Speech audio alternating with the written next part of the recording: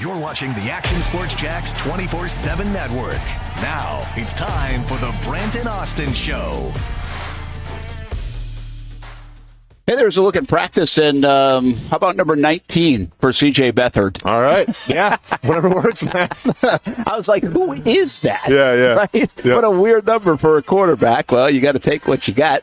And Jaguars have 4 quarterbacks, by the way, right now on the roster, and they added C.J. Beathard yesterday. Obviously a big story, and we got a little bit more out of that story yesterday while we were down at Jags headquarters. What does it mean as we welcome everybody into UNF Arena, as they've got a lot going on once again today as we come over here to the campus of the University of North Florida. Got volleyball practice as their season winds down. Mm-hmm. Obviously, the women played last night, and then they got the men's yesterday morning, scored 146 points in basketball. Yep. And the men actually played tonight in the home opener coming off that big win over South Carolina. So Matthew Driscoll scheduled to join us. We'll be joined by Jason Fitz a little bit later on. And we'll may even have an Iceman player on because they're back home after a road trip. So we got guests galore. I like it. Lined up on the show. Let me move this camera a little bit. Which way should I go, Austin? There we go. I don't know why you're asking me which way you should go with anything when it comes to cameras and lights and everything. It was bothering me that we were a little off-centered, so I had to fix that. Yeah. Probably bothered anybody else watching, too. Maybe not as much as me. But, hey, the Jags headquarters was interesting to me yesterday. Mm-hmm. There continues to be a faction of people that think, like, hey, this wasn't just about an injury to Trevor Lawrence, but this is about Trent Baalke making moves for down the road. And, like, I got that a little. I was like, I don't think so, man. I think this is all about this week. And Trevor, he's obviously sore, and Trevor might not be able to go. And, I mean, why would you bring a quarterback in to occupy for 3 weeks a spot on the roster if you didn't think you might need him in some capacity? Now, they do have John Reese Plumlee. I mean, why did they bring Beathard in when they could have gone to Plumlee as an emergency quarterback if Trevor can't go and Mac Jones plays? I mean, obviously, I just think it comes down to Plumlee being versed in the offense compared to Beathard, and obviously Beathard having more experience where if you did need an emergency quarterback, I think you feel more comfortable with Beathard in there. Them bringing Beathard in if Trevor doesn't go just shows me that they're obviously still trying to win football games. Yeah. At least I hope that's what the case is. Well, yeah, I think that's probably going to be the case. Do you think, hearing what you heard yesterday, hearing Trevor talk, seeing Trevor out at practice in a limited fashion, I mean, don't you feel like he's playing? Yeah, my biggest worry is that he wants to play and he feels like he's going to be able to play, and they're going to, err on the side of caution with him for whatever reason, because maybe the season's a wash already, maybe because they want to see Mac Jones. I don't know, but that's my only worry, is that Trevor is going to feel good enough to go, and then they're going to decide that he can't go. They're going to say he can't go, and that can lead to some kind of discrepancies down the line. Yeah. Do you think in any respect, I mean, let's talk all around this thing because there's conspiracy theories all over the place. Sure. Do you think what we mentioned yesterday is like, hey, does it save you if Trevor doesn't play, right? Does it go into the equation of coming back next year as a front office, as a coaching staff, if Trevor misses a couple of games? And while you're losing these games, is he's out, and it just kind of goes to the excuse board, if you will, when you make your case later on. I don't think it's going to be an excuse. I think what you are is your record, despite the injuries and despite the positions that get injured. I mean, I was talking about a team like the Green Bay Packers, who have invested a lot of money and a lot of resources into Jordan Love. He goes down. They bring in Malik Willis, who we've seen firsthand how bad he was in Tennessee. He goes to Green Bay and wins some football games and helps beat the Jacksonville Jaguars. So, I think there's good teams who can overcome injuries, even at the most, important spots. And there's bad teams that want to point and say, well, we didn't win because this guy got hurt. And obviously I think that the Jags right now kind of fall on the ladder. And if I'm Shad Khan, that's not going to be an excuse good enough to, try to salvage a job if we're talking about, 4 or 5 wins at the end of the season. Brent Martineau Austen Lane here at the University of North Florida as the Ospreys get set to host their home opener against Charleston Southern, by the way. So this is going to be a good opponent if you want to check out some basketball here in the area. UNF's Icelandic connection on the show today. Let's go, man. we probably should. Let's go. Get them on the show. We can learn a little bit more about the UNF women's basketball team. We also got icy white helmets is dope. I actually heard that from Josh Hines-Allen as well. He said dope. Cool. The players seem to like the icy white helmets. Sure. They're excited about it. Yeah. Good for them. Yeah, I mean, like, yeah, I don't mind them, like, seeing the video there. I think they look pretty cool. But also, I think it's like, with how the season's gone, like, I just think fans are kind of like, can we just get some wins over the helmets, you know? Tyson Campbell was interesting because he said, I didn't get to wear the throwbacks. He'll get to wear them in the Jets, but he missed that game. Sure. So now he's excited about, like, wearing these helmets. And I also thought the Tyson Campbell stuff, now he didn't say much about the matchup with Justin Jefferson. He was very quiet yesterday when we interviewed him, but I think it's an interesting matchup. We talked about this a little bit yesterday, how dangerous he is. And Justin Jefferson 25-plus yard catch in every game so far this season for the Minnesota Vikings. Would you travel Tyson Campbell, or would you trust what's on the other side if they move Justin Jefferson around? I mean, it's a good question. I think it comes down to where Tyson Campbell feels comfortable. Like, does he like a side, or does he prefer to travel? I mean, I kind of put it on him, just because, like, okay, if you travel with Justin Jefferson, someone still has to stop Addison. Like they have other weapons. So, yeah, I guess I'd put my best corner. I mean, if I'm Ryan Nielsen, yes, I would put my best corner on Justin Jefferson and say, let's try to stop him here.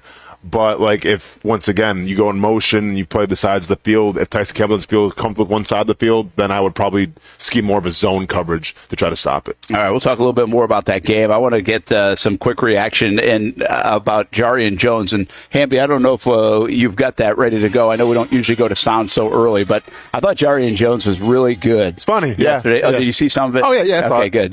But the idea that, like, moment like that, you wonder if anybody even wants to talk about it, especially in a losing effort, right? And 2-7, the way this season's going.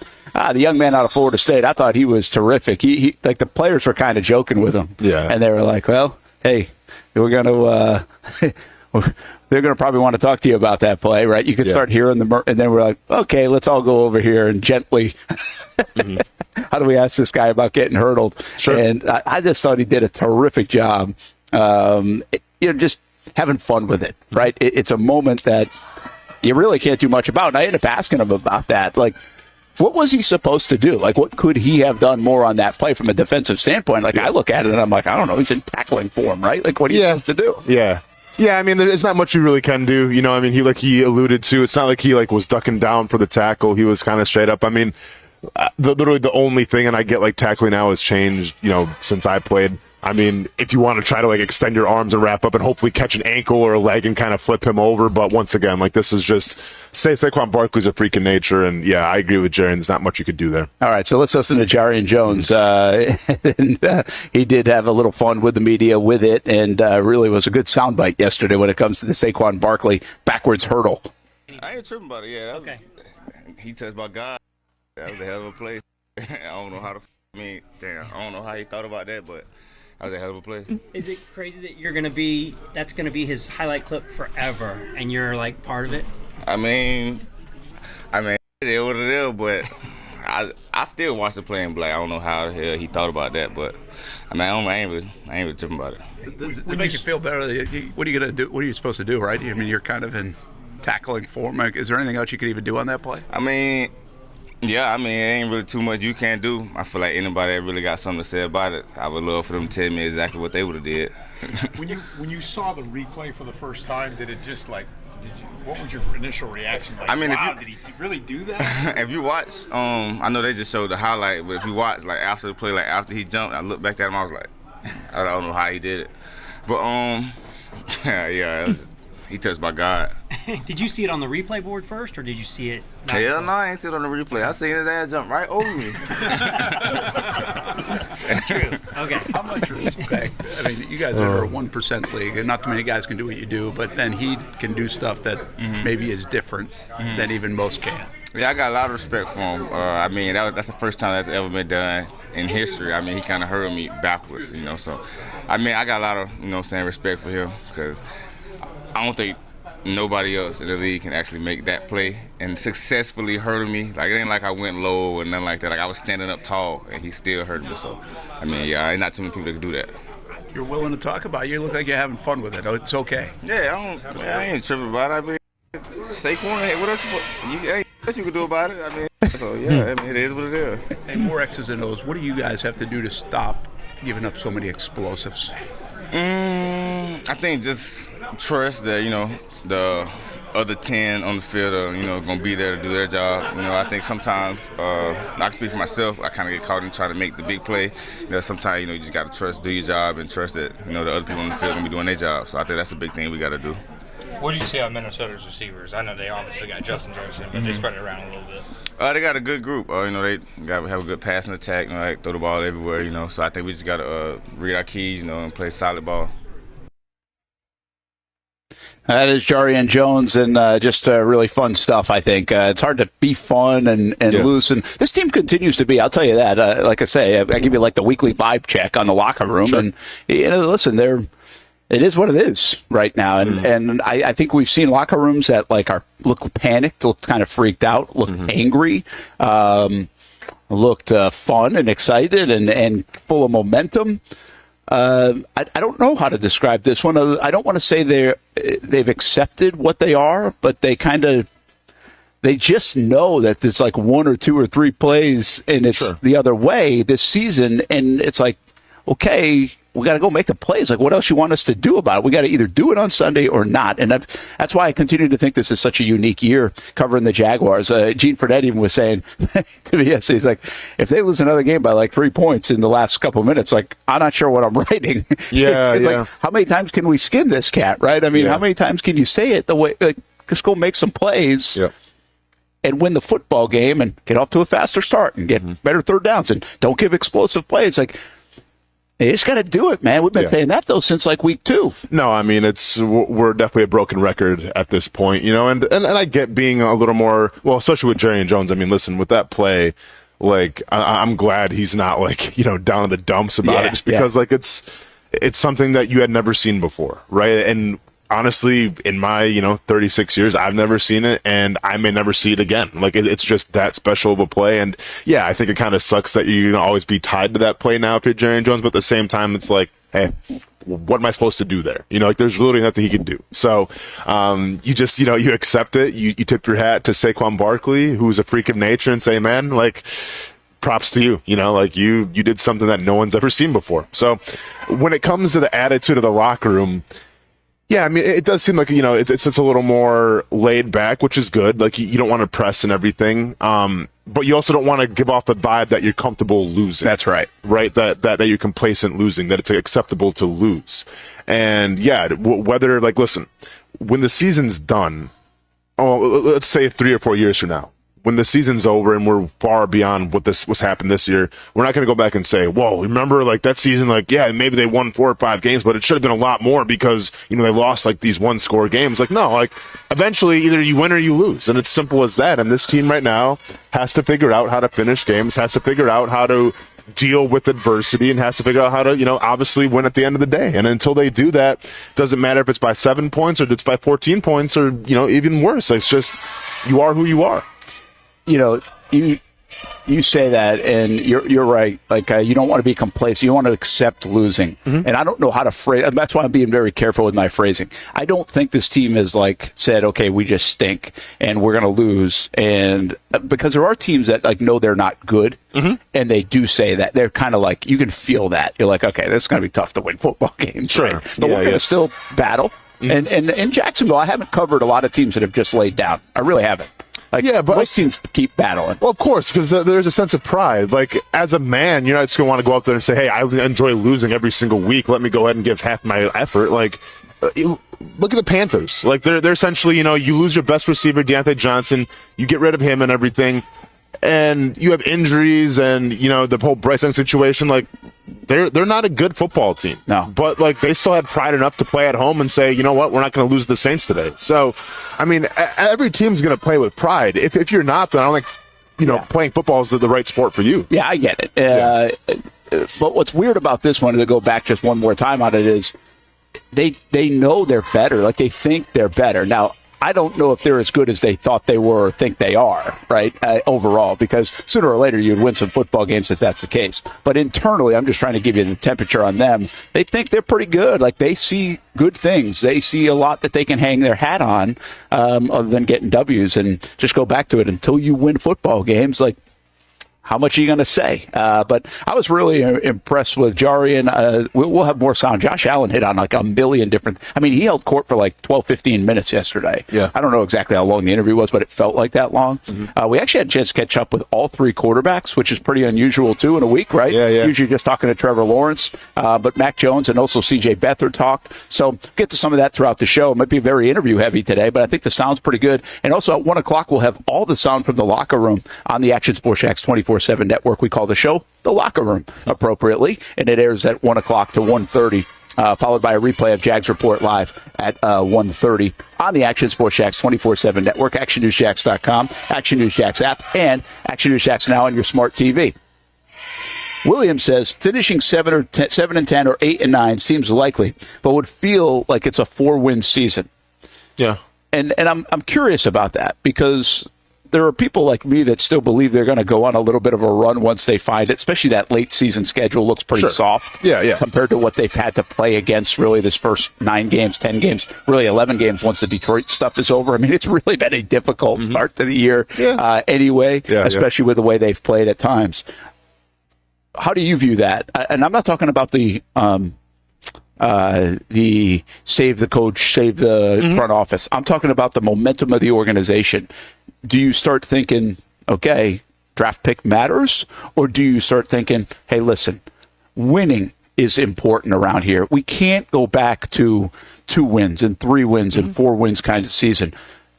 Again, not in the context of saving jobs. How important is it for this football team to get wins, do you think? This franchise to get wins down the stretch? You absolutely have to get wins, especially with the roster that's constructed, because we've alluded to this. They have talent. It's not like a 2-win, 3-win team that you saw, years ago from this team where it's like, you see who they have in their team. This is kind of expected. This isn't expected. So I think in terms of momentum going into next year, whether Doug Peterson company are here or not, you have to win games. You have to build. You have to hang your hat on something, because it's probably not going to be a playoff run. It's probably not going to be a divisional title. So then what do you hang your hat on? You got to hang your hat on, at least we end this season strong. And thankfully, if you look at the schedule, there are some teams that appear beatable. But I'm not going to sit here and say, all right, 7-8 wins until I see the third one. Okay, you have to walk before you can run, and right now, I need to see this team walk first, but I can say, okay, I like this team against the Jets. I like this team against the Raiders. They can beat the Titans twice. Sure, on paper, absolutely. But once again, what we've seen on paper and what we've seen from this team on the field are 2 giant different things. Yeah, no doubt. But I do think I agree. You've always said this, just so you know Austin's background on it. When people are saying tank for Trevor, right, or lose football games, Austin's not a believer in that at all in the NFL. For these guys, for the organization, for anything else. I mean, from a player's perspective, no one buys into that. Yeah. Because it's a losing mentality. It's a loser mentality, and I've never been about that. And I think every player in that locker room has never been about that. And I think see, what you just said there to me is important for this franchise, for inside the walls of the franchise, for the whatever it is that's missing in this franchise. Why the Jags are 2-7 right now. That's what we get. What are they missing? What is it? I don't know. You don't know. Yeah. They don't know. Shad doesn't know. They would have figured that out if we knew. It's an abnormal state of losing over the last decade plus by NFL standards. And so I think to go 9-8, 9-8, and then 4-13 sends you back to the basement. I will just remind you what I said at the outset of this year, at the outset of this offseason. We said it was the biggest offseason yet. Well, it was a huge offseason. It was a monster one. We thought it was a good one. We thought things were trending as a bounce back way from that epic collapse in a good direction. Then we said, hey, this is a huge season. You're either going to win and sustain winning and get back to the top of the division and be a team that you just signed your quarterback and your core players to and move on for the next few years and be a contender, a playoff contender at the very least every single year, or you're going to potentially slide all the way back to the basement because you had lost 5 out of 6 games. You had missed the playoffs. You had that's an embarrassment to the organization. Well, so far, they're going all the way back.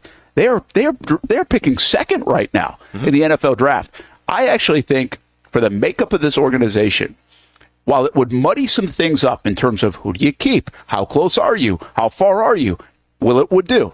I just think that it's so important to win football games here in Jacksonville, as many as possible, for Trevor Lawrence to turn the tide of his overall career record, for Shad Khan to his overall record as an owner of the Jags, for just in general, finding W's down the stretch of this season is paramount to me. And I don't think they're going to the playoffs, folks. This isn't to say, hey, they could win 7-8. Look how they could get in the playoffs. I was doing that a few weeks ago. Yeah. I thought if they beat the Packers, I thought they had a chance to maybe, okay, we could do something here because, like, this week, who are the Texans playing coming off a loss? They're playing the Lions, right? So there's things like that.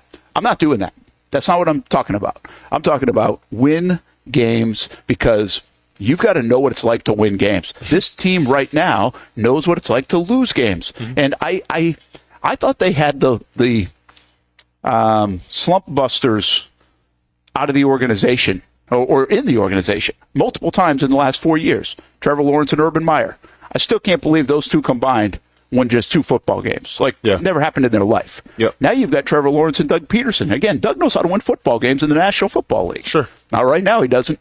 He's lost 12 out of his last 15. Trevor Lawrence, one of the great winners, has lost 12 out of his last 15 football games. His career record now is something like 20-37 or 21-38, whatever it is, right?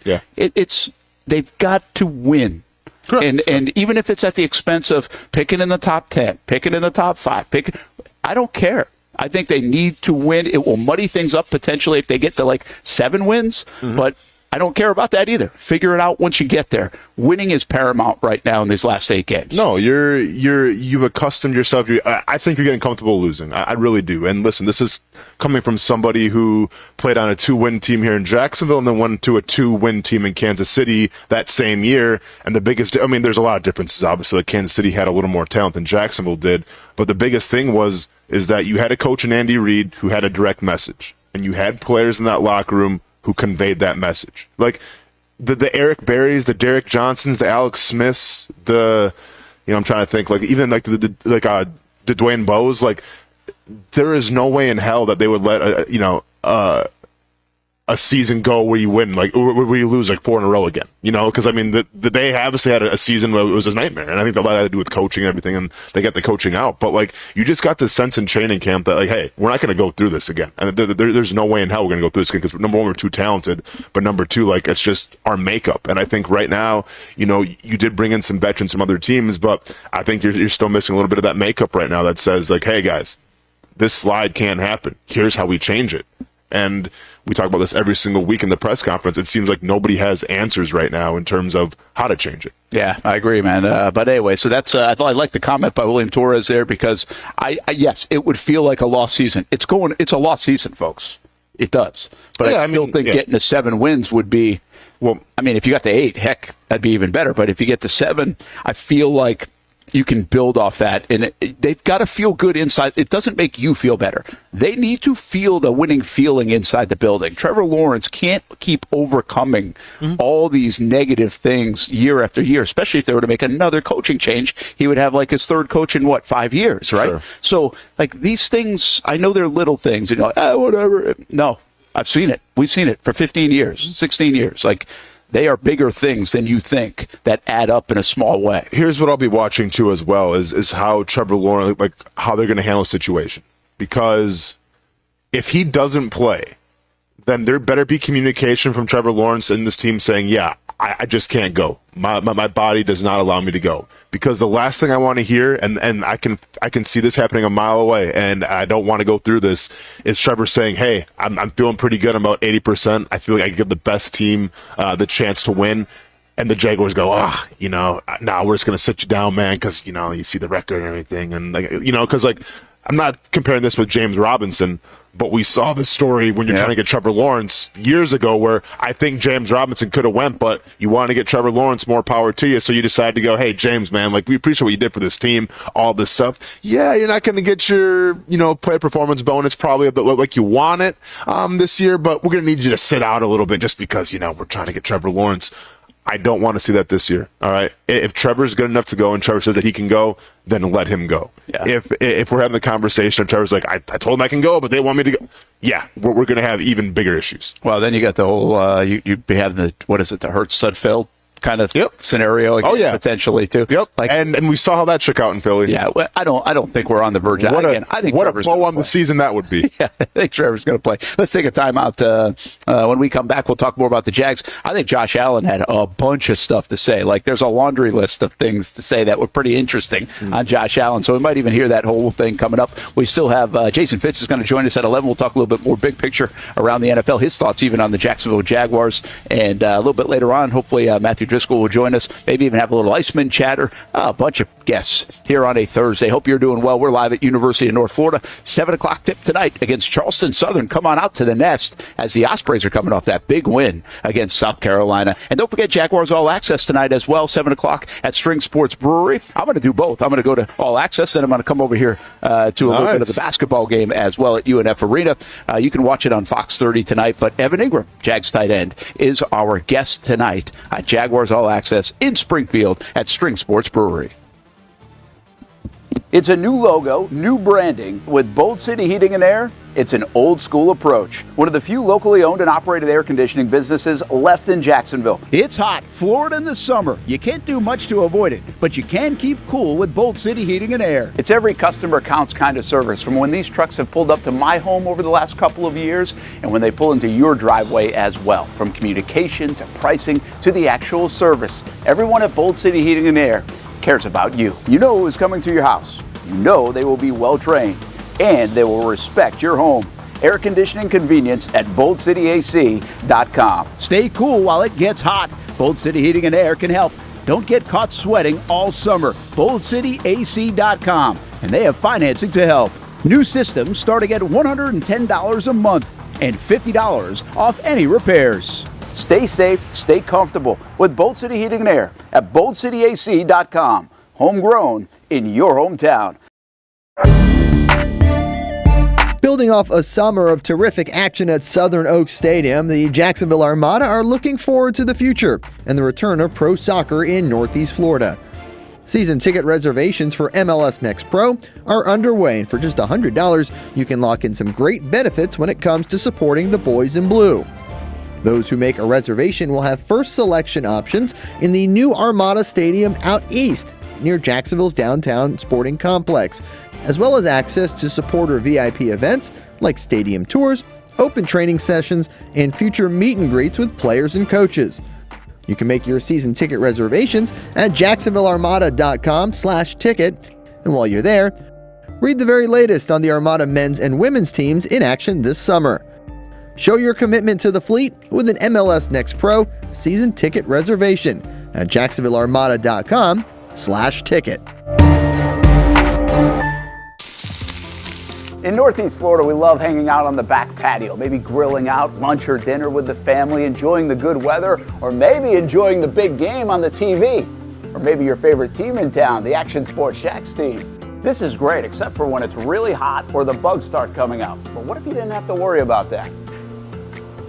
Titan Outdoor Solutions will make your outdoor area a comfortable spot, any time of the day, any time of the year. This makes too much sense. Titan Outdoor Solutions can give your home an upgrade. Customized pergolas, awnings, controlled shade, even retractable screens. The solution to beating the heat and the bugs and getting more use out of your home is Titan Outdoor Solutions. And this can even help prevent storm damage at your home. Living in Florida and living in your home is already good. Now make it great. Quality products, custom work, locally owned and operated. Visit TitanShuttersAndScreens.com or call 904-484-7580. It's the place we party in football season with Jaguars All Access. Welcome to String Sports Brewery, everybody. Say hello to our guest tonight. That is Trevor Lawrence. You can bring your party or event to String Sports Brewery in Springfield any day and any time. Rehearsal dinners, corporate events, birthdays. Here at Strings, you can enjoy the inside area and the outside area. Good for any weather, good for any occasion. Watch the games, play the games, shoot some hoops. Beer? Yeah, they have that. Plenty of choices. And sure, this is a brewery, but Strings is also a restaurant, and the food is fantastic. A full menu made from scratch meals. And if you need String Sports Brewery to help with a party at your place, they cater too.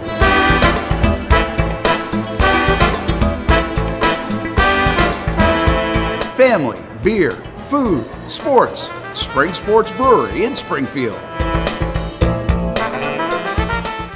Welcome to Everbank Stadium. We call the stadium the bank. Here inside the Jaguars locker room, this is called the Vault.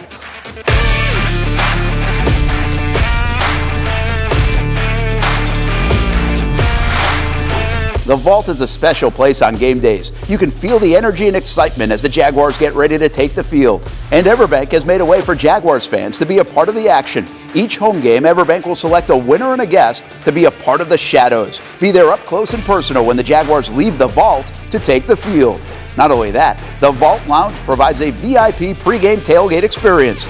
High-end food, beverages, music, and more. Want a chance to be part of a VIP experience at a Jaguars game? Enter today at everbank.com/shadows, and you could find yourself in the shadows with the Jaguars. Welcome back to the Brent and Austin Show, streaming on the Action Sports Jax 24/7 network. Hey, we'll welcome you back to Brent and Austin Show on the Action Sports Jax 24/7 network. We are at the University of North Florida, hanging out in the suites and watch a little volleyball practice. Volleyball team I'll tell you about in just a moment, but that's Jags practice right there. And then the white helmets are obviously a thing. They got to practice in those yesterday, and Keelan Robinson, I think, is who we're showing. Yeah. So the Jaguars, could they get him back? Right. Dewey Wingard looks like he'll come back this week. Mm-hmm. They opened the practice window for Devin Duvernay. It's a really weird deal. The Jags are actually, in one respect, getting healthy, while they also had these major injury to Christian Kirk. Yeah. And now we've got Trevor to deal with. But like on a whole, you look at their injury report is actually pretty long. But like I kind of feel like for this point in the season, in my opinion, when you don't lose people for the season, mm-hmm. like you're doing better than others. Of course. And Kirk obviously is a big loss. Yeah. But it's not like they've got 5-6 guys. Well, they just lost Cooper Hodges. Yeah. So now you got 2. Yeah. But again, I mean, I don't know what the over-under on losing guys for the year is. And you never wish that every upon team anybody. goes through at least a couple of them. But you got to think like 3 to 5 of them probably. It's kind of par for the course, I feel like. Right? Yeah. And that's just the nature of the game. Mm-hmm. Back here at UNF Arena, just a quick thought on as the volleyball team's wrapping up practice. They'll play tomorrow. They've only got a couple games left. Play West Georgia. Let's just double check. I think that game was right here at home. Yes, it is. And then they play on Saturday against Queens. So a lot of events going on this weekend in Jacksonville. A little sports for everybody. And the volleyball team wrapping up their fall season. The basketball team's obviously just starting this week. And we got the Iceman in town on Friday and Saturday. We're scheduled to talk to an Iceman player a little bit later on in the show. So we'll have that. So before we get to all that fun stuff, let's make sure we're talking a little bit more football. And I mentioned Josh Allen held court for quite a while. And we'll hear a couple of different parts on Josh. And first, we'll get to him on Jarrian Jones, just kind of put a bow on that topic. Yeah. And then there's some other ones that I think are a little bit more interesting that might carry a little longer conversation that Josh had to say. I want to get your thoughts on. But, Hamby, if we can, let's listen to Josh talking about Jarrian Jones and the Saquon Barkley play. And what I found interesting here is how he ends up complimenting Jarrian Jones. I think there's a lot of respect for how the young corner out of Florida State is playing so far this season. And Jarrian, the spotlight Jarrian had this year, man, he's a hell of a player, as a rookie. So it's not like he has a bad player. There's great guys on that man's highlight tape who he's done that to. So just reminder, like, yeah, you probably gonna see it, but also again when they look at who was that player, they're gonna see he's a shutdown slot slot guy who a lot of people don't throw the ball to. So. Try to keep giving that confidence to him and keep playing with that swagger that he does, and it happens to the best of us. I remember when I got stiff arm. Now let me not say that. Let me not bring that up where somebody looks that up and I gotta look at that. But yeah, I'd have made somebody highlight tape before, but somebody's also made my highlight tape. You know what I mean? So that's just the way the games go. But regardless of whatever, I've never seen that before, and that was kind of crazy. I couldn't appreciate it after. I could not appreciate it, but it was like. After the game, I was like, damn. During the game, I was like, don't even think about it. But after the game, I was like, damn, this dude really just jumped over this dude back. Right. It's crazy. But he's a heck of a player, though. Man. I like Josh, man. He's real, isn't he? And, yeah. It got me thinking. It was like, I love that part of this. And I brought this up to Jarrian in my questioning. Yeah. When you get these kind of players and you get that kind of wow factor from the player that you're trying to tackle, or you think you're better than, or you think you're equal to, and you see a guy that can just do things on a different level. It's out here on a basketball court, from Michael Jordan to LeBron James to Kobe Bryant to you name it, right?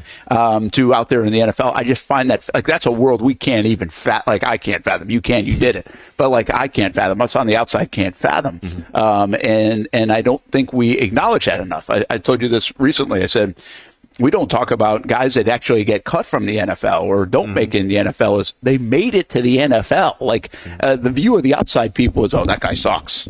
Yeah. It's yeah, come on now. We're talking about a different animal. And I don't think we ever really put that in full perspective or stop and do it once in a while. I try to remind my kid of that all the time. I'm like, you can sit here and crush this guy or do this or whatever, and that's part of being a fan. But remember, they're doing something that you can't do. Yeah. And once in a while, you get reminded of that. And that Josh stuff kind of leads to that, right? Because they even were wowed by what Saquon Barkley did. Do you remember, when you were playing, was there a wow moment? Was it Calvin Johnson who played in Detroit? What was the wow play for you? Calvin Johnson was the guy that I always made a habit to, when we came off the field, I was watching the sidelines because, it just for as tall and as big as he was, just how quick and the way that he could just move and catch. It's something that I never saw before, and I played with other great receivers too, but he was different. The wow moment for me, and I've told this story before on the old show, was when it was my rookie year. And we were in Indianapolis, I believe. I think it was second to last game in Indy. And obviously, Peyton Manning was a guy that we really respected going against. And we had a call on where essentially, I was playing left defensive end. And it was my job to drop in the flat, and we call it seam flat, right? So it was my job to drop seam flat. And in this play, before the snap, I casually just glanced my eyes a little bit to make sure okay, we have two receivers on my side, so I got to go, okay, I think I have to drop a little bit more because I have to make sure that I can kind of disrupt that route. So I literally, I don't even turn my head. I just kind of look over there to see, okay, this is where I'm going. Manning sees it. Peyton Manning literally sees me take a wink to the side, and he goes, check lane, check lane, check lane. I go, oh no. So then and I've said this before, it's when he goes check lane, number one, Peyton Manning knew my name, so that was pretty cool. That was pretty cool. So then an idiot, because I'm like a deer in the headlights, I don't know what to do now. So I stand up and I go, hey Manny, I start saying Manning, doesn't do anything, but I'm trying to purvey the fact okay, he's checking something, so now what's up too. So now I'm gonna check something which makes zero sense, but once again, rookie out of Murray State, didn't know what was going on, and all of a sudden he motions I think it was Dallas Clark. It was one of I want to say it was Dallas Clark, but it was one of the tight ends over. So now I have trips to my side. And the rule states that when you go trips, well, then I have to take the three receiver. Oh, wow. When he brought over, and he knew this, he goes, go over more. So usually if you bring, okay, so for instance, for the casual person, if you have two wide receivers to your side and you bring a tight end in motion, 9 times out of 10, that tight end's going to be on the line of scrimmage then, and I'm going to be outside of him. He told, I think it was once again Dallas Clark, to go outside of me. So it was a trips bunch, but it was with a tight end. So now I'm like, well, what the hell do I do? Because I'm supposed to take the three receiver. I'm in my stance, and he's 3 yards to the left of me. So then I'm like, do I call timeout? I'm a rookie. So I'm like, all right, crap. I'm just going to as fast as I can go, get out of my stance, go take, Clark or whatever, and hope that I can catch him. And lo and behold, the play is snapped. Clark goes on a go route. I don't have the athleticism to try to match that from my stance to try to get Dallas Clark, and they score a touchdown because of it. Really? Yeah. And all because I literally just didn't even turn my head. I just looked to my left, and Manning saw that, and he knew I was going to drop seam flat. Let's bring Dallas Clark over, put him in trips, and that way I have to take the three guy. Now we went to the sideline, and I'm like, Coach Chuck, should I call timeout? There's no, don't call timeout. I'm like, well, what am I supposed to do there? He's like, that was a good play by them. I'm like, oh, okay. So I just get like highlighted. I get embarrassed.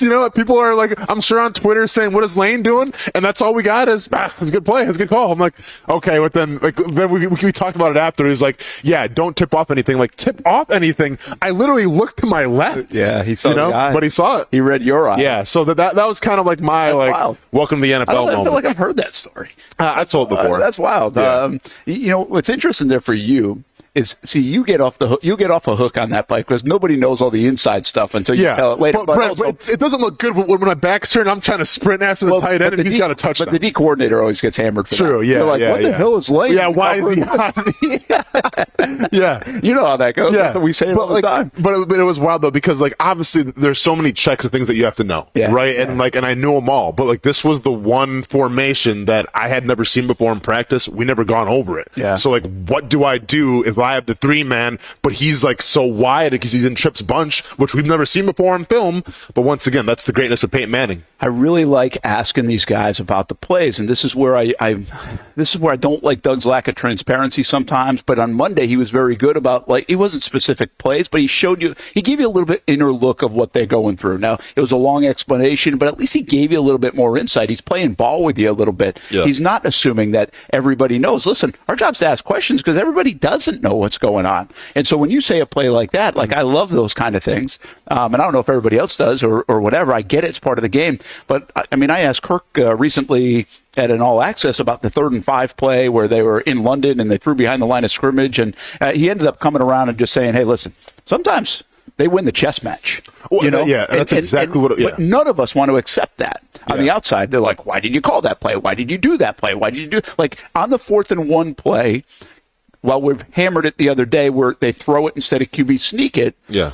I think that's outsmarting yourself, quite frankly. Sure. But at the same time, I think it's fair to say, guess what? The Eagles also won the chess match on that play. Mm-hmm. They defended it very well. Yeah. And nobody talks about that stuff. I think it's fun to hear that later on. Of course. This is why, Peyton Manning is one of the best to ever do it because he was such a cerebral assassin. Athletic? Not really. No. Arm strength, it was pretty good and everything. But like you mentioned, the chess match, he was 4 or 5 moves ahead of everybody else. The whole thing of playing defense is, okay, you do your job. Sometimes you put disguises, but you keep the quarterback guessing.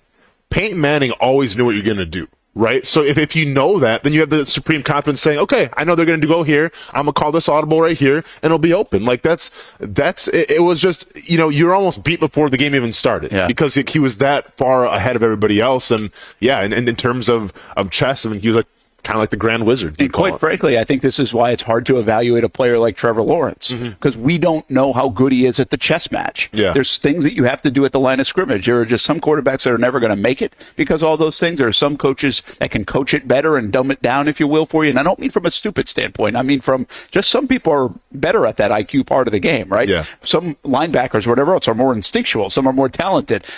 Everybody's got their own gifts. Yeah. And listen, Trevor's a smart guy. Trevor knows how to play the position, but he's 24. He doesn't know how to play the position like Peyton Manning knew how to play the position by 30 or whatever else, right? No one Peyton does, was though, right? always gifted in that sense. Yeah. So anyway, I just think there's more to it, and sometimes it's okay to say that. Even though most of the times we don't have that perspective. All right, more from Josh Allen. Listen to what he has to say. Have you ever played rocks, paper, scissors to get into a game? Can't say that I have, Brent. Can't say that I have. There's something fun about this, but also I think some people would say concerning about this. Yeah. Here is Josh Allen on the Travon Walker touchdown. The funny thing, the best thing about that play wasn't even the play itself. It was the fact that I was on the sideline. So crazy story about that game. So right before we went out, we do rock, paper, scissors, shoot. Because we know that Eric is going to start. So me and Trey's all right, who's going to? So we always play rock, paper, scissors, shoot. So he beat me 2 out of 3. I was like, shit. All right. So I'm sitting there. This first play back, I'm watching. And then he gets the ball. And then I hear the silence. They're like, just go down, Travon. I said, shut up. No, go score. It was almost like a back and forth. So it was just so funny to me, man. And just to see him go out there. I just was waiting for him to score so I could run out on the field. Because I was like, don't run, Josh. Wait. And so as soon as he hit it, I was out there because, that's my brother, man. And I love when he makes plays, just like he loves when I make plays. But I wanted to be right there to support him, show him how huge that play was. You know, we kind of got this thing, man, where it's like, you know, I'm getting pressure, whatever, but like we look to each other and be like, hey, we need you. You know what I mean? And plays like that gets made. You know, if it's him or it's me, but like, you know, he comes out to me, he's like, hey, bro, I didn't make no plays in the pass rush. It's like, dude, you affected the game. We're telling him I need you. It's not that I need you in the pass rush. I need you to affect the game. And that's exactly what you did. You gave us that spark. You put us back in a reasonable game to be like, it's a 4-quarter game. Because they could have easily went lopsided. But we stayed competitive. We stayed with that passion. We stayed with that fire. Like, if we keep doing what we're doing, we're going to put ourselves in position to win this game. And he made a play for us, man, and it was huge. But that ranks pretty high. I just wanted to say that. I don't know if he should have said that. Listen, there's a lot that I like about this, first of all, and there's a lot of layers. There's the rock, paper, scissors part of it. There's can this team perform without Josh Hines-Allen and Travon Walker on the field? And then there's also this admiration for this relationship that has grown between Josh Hines-Allen and Travon Walker. One that I think that if Calais had stayed with Josh for even another year or so, we would have even seen more of. But we're seeing it, and I think it's a really cool relationship. Like again, hard to say all these nice little fluffy things in a 2-7 season. Yeah. I get it, but this part of covering the team the way we cover them, you see a lot of different things. I think Josh was having a really fun moment there, and he probably shouldn't have said what he said as it can be perceived. I also love the fact that they're having that much fun on the sideline in the middle of a game. Yeah. I mean, you know, to at least kind of keep it a game, right? Yeah, I mean, it gives you a little bit their mentality. Yeah. Are you bothered by the rocks, paper, scissors nature of this? I mean, because Armstead's the other guy, right? So correct. It's either going to be Trevon or Josh Hines-Allen. Yeah. Does it matter who's in the game on that other side? Is it one or the other? No, I mean, to me, it doesn't. I think that they're both great players. I think they're both staples, pillars of this defense. But obviously, I like both of them in there at all times. I mean, and that's me being selfish, right? Because you can't. It's unrealistic to expect, you know, defensive linemen to play the entire game. So there has to be rotation. I understand that. But once again, we're talking about a pretty pivotal moment, I feel like. Well, it was third quarter, correct? Well, yeah, they were down 22-8 at that time in the third quarter. Yeah. But you got to remember one thing. Right? They had just got the ball back. Yeah, that's what I'm saying. Yeah. So, like, you're fresh. You should be pretty fresh. Yeah. You should be pretty fresh. Yeah. But keep this in mind. I want to say one thing about in defense of the Jags on this. It was a couple weeks ago, right, where Josh Hines-Allen had like 90% of the plays and I think 80% for Travon. Well, I didn't look at this, but I'm going to assume, and we might even have talked about this a little bit on Monday, there were so many plays in that game, especially in the first half for the Philadelphia Eagles. They were dominating the clock. They had the ball for 22 minutes. That percentages might be down a little bit, but the plays were probably very similar. Correct. So at this juncture, later in the third, about 5 minutes ago in the third, they had probably played a lot of football to that point. They were on the field a ton in the first half. Yeah. But I do get this. There's this nature where nobody wants Armstead on the field right now, and everybody wants these two guys on the field like all the time. Correct. It's not realistic, though. No, it's not realistic. But once again, I would prefer I mean, I thought I was going to stop talking about this, but now here we are again. Gonna have to mute you. You know where I like Armstead to. I know. Just go ahead and mute me, man. You know where I want Eric Armstead to play, and that's all I'm going to say about it. You know, we didn't have this part of it. Josh said earlier he was talking about his 2 sacks. He gave a lot of credit to Armstead on one of the sacks, and I don't remember the actual play, and I hadn't gone back and looked at it, but in the conversation, and I don't even know if he was, I'm assuming on that one he was playing from the inside.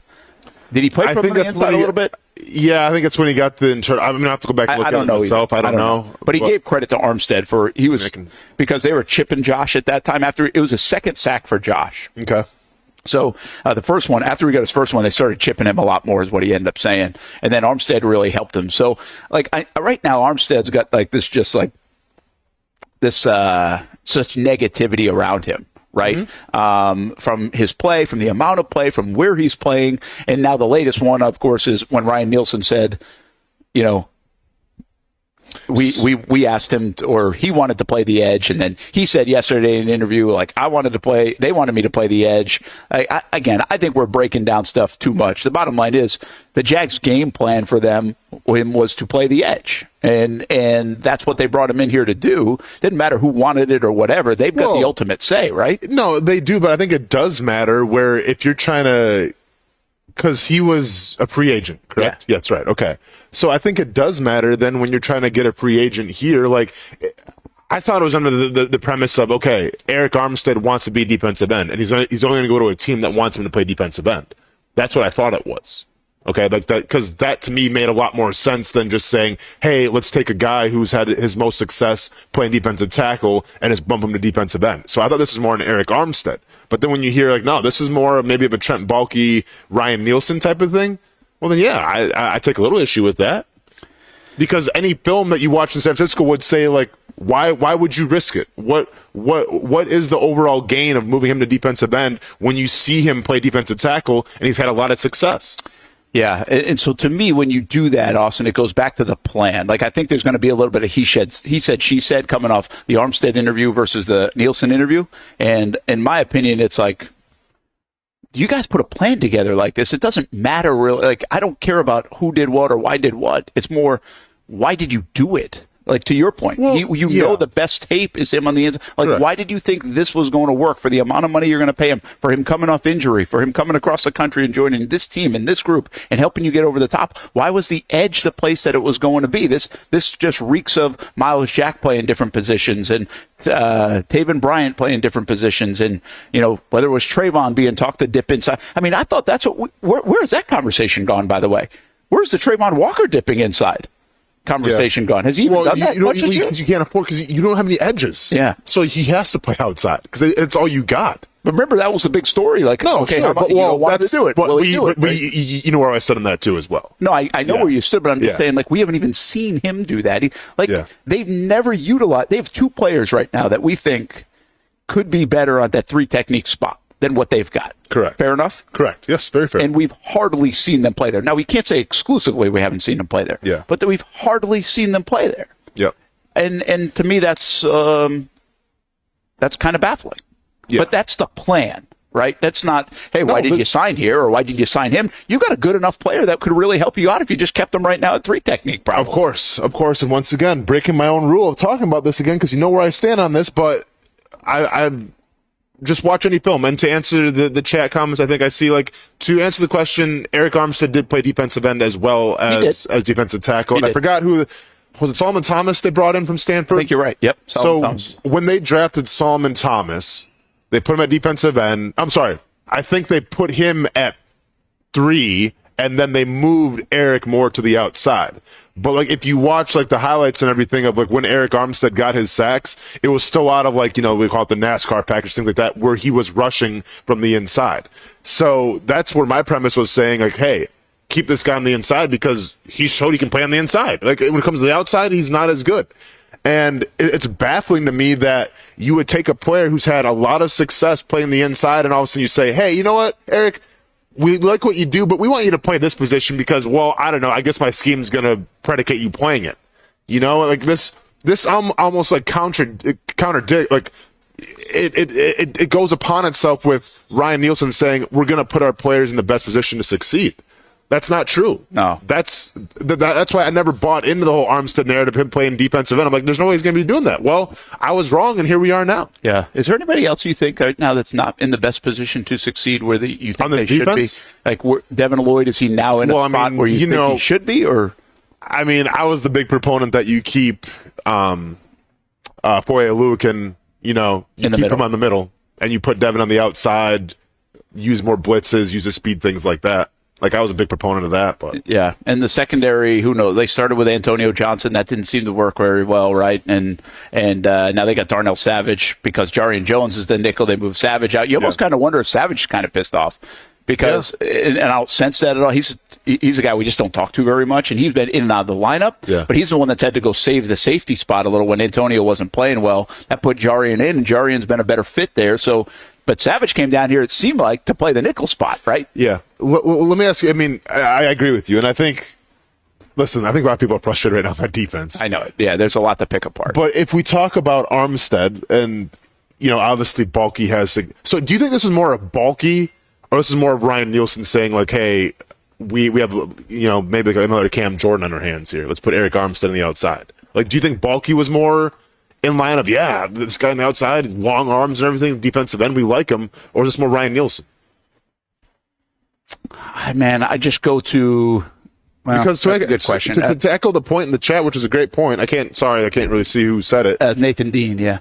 I mean, Bulky knows Eric Armstead. Yeah. So he should have said something like, hey, I don't think this guy should be playing on the outside unless it was Bulky's idea in the first place. I don't know that, and I just think it looks to me like a collaborative effort when you're sitting in meetings and you're hiring a defensive coordinator and you're putting together a plan. I just come back to the plan. When you put together a plan to how to build the team, how you want to play, what's this going to look like, what players you need in the free agency and the draft. To me, this is all a January, February, March thing for the Jacksonville Jaguars, and this is where they made an error because everything we go back to is this is the way they planned that it could work. And when it doesn't work, well, that means your plan didn't work. Yeah. And there's really not a lot of ways out of that. We've said that.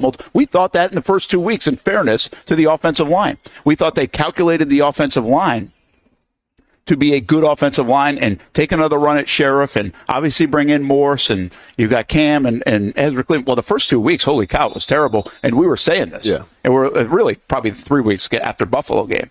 We're like, it's just a miscalculation. What can you do? You can't just go get 3 new offensive linemen. They hung on too long for sure. Well, you know what? They turned that around. They really did. Like, we have to admit that. We were saying one thing 3 weeks into the season, and it's really turned into something else. They've kind of figured that plan out. They were right. They were more right than we were right through the first 3 weeks. But so far, everybody else has been right, and the league has been right more than Bulky, Nielsen, Peterson have been correct on this defense, right? And that's fair to say. Yeah. The other part of the offense in terms of the plan is not really a plan problem for me. It's just an execution problem. You got to figure out the third downs and how to get off the faster starts, which probably is third downs. Yeah. And if you can figure that out, then. So do you think that this defense, and maybe we can say offense, but I want to focus more on the defense, and that's what we're on. Do you think more of this defense's problem is the scheme with Ryan Nielsen not fitting his players, or is it the personnel that Trent Baalke has established? That is, Trent Baalke has put together. I think right now, I would say this is more on Ryan Nielsen. Okay. In his plan, in the way or the Doug hiring him with this plan. Okay. Because I think adding people's weight, doing all these I don't think it's all worked. I think these are good players. I think they have good. If you give me Josh Hines-Allen, Travon Walker, Eric Armstead, and Devon Hamilton across my front four, I feel very good about that. We're not wrong about that. I think we feel good about that. You've got a Pro Bowl linebacker. You've got a very, very good corner. Now, I think they've been deceived by their safeties. Their safeties have not played well. Okay. And Nielsen probably has to take the brunt of that, but Cisco has not played as well as he should this year, and that's been a pain spot for this defense, too. Okay. See, and once again, the scheme obviously isn't, you're not getting the maximum potential out of it, but I think of your job as a GM is to address needs that you needed last year. And the biggest need last year was interior pass rush. Well, it was really interior play in general, but primarily interior pass rush. Has that been addressed? No. But that's because you're playing them in a different spot. We thought it got addressed. Well, yeah, but there's more than one player than Eric Armstead. You also drafted some guys too that I think you thought were going to come in and make a difference. And Eric Armstead, listen, when Josh Hines-Allen and Travon Walker are in the game, I've seen Eric Armstead bump down to a 3 technique and rush from the middle. Yeah, so maybe you just didn't pick him right? Or Mason Smith hasn't been playing. Now, he's a little banged up, okay? Before, we thought it was more coach's decision. Now he's banged up. You traded away Roy Robertson-Harris, so maybe that is more bulky. You don't have enough. And here's the deal. That's a good – I do put it on bulky from their lack of edge depth and also right now their immediate help if Armstead didn't work. You had to have a little bit of a backup plan, right? Correct. Because he's an old, aging player that coming off injury. Yep. So, and then you traded away Travis Gibson, didn't address the edge of the draft at all till the later rounds. And then you decided to make Abdullah a strong side linebacker. Yeah, it's kind of like this whole season, man. It's like, okay, I can put some blame on Baalke there. I can put some blame on Nielsen there. I can actually put some blame on some of the players there, So I think there's a lot of people to blame. Let's do this. We're getting late. We're going to take a quick time out, and then we're going to get Jason Fitz in, hopefully, and we'll talk a little bit more about this kind of stuff with him, see what he sees from the outside in Jacksonville and across the NFL going on. We'll be back from the University of North Florida. They host Charleston Southern after a big win over South Carolina. They're actually taking to the floor right now and have a little shoot-around here on a game day. And Everbank Stadium, the place to be on Sunday. The Minnesota Vikings come to town. Oh, at Justin Jefferson. Let's hope the Jags can keep him in check. If you need a quality play this football season at your home, call That One Painter First Coast. Locally owned and operated, experienced employees, no builder-grade materials. And there's more, and for that, we throw it to Noah Schlicksup. That One Painter First Coast can apparently help your kicking game, too. Well, after my failure on skinny sticks last year on Creekside game day, I've spent a lot of time out here at Creekside practicing my kicks. There's only one issue. How is that even possible? The good news is I know exactly who can help. That One Painter can handle all your painting needs, from field goal posts to cabinets to stucco. They got you covered. Though they may not be able to help with my kicking, they can certainly help with the posts. Call That One Painter First Coast today for all your painting needs at 904-495-1373.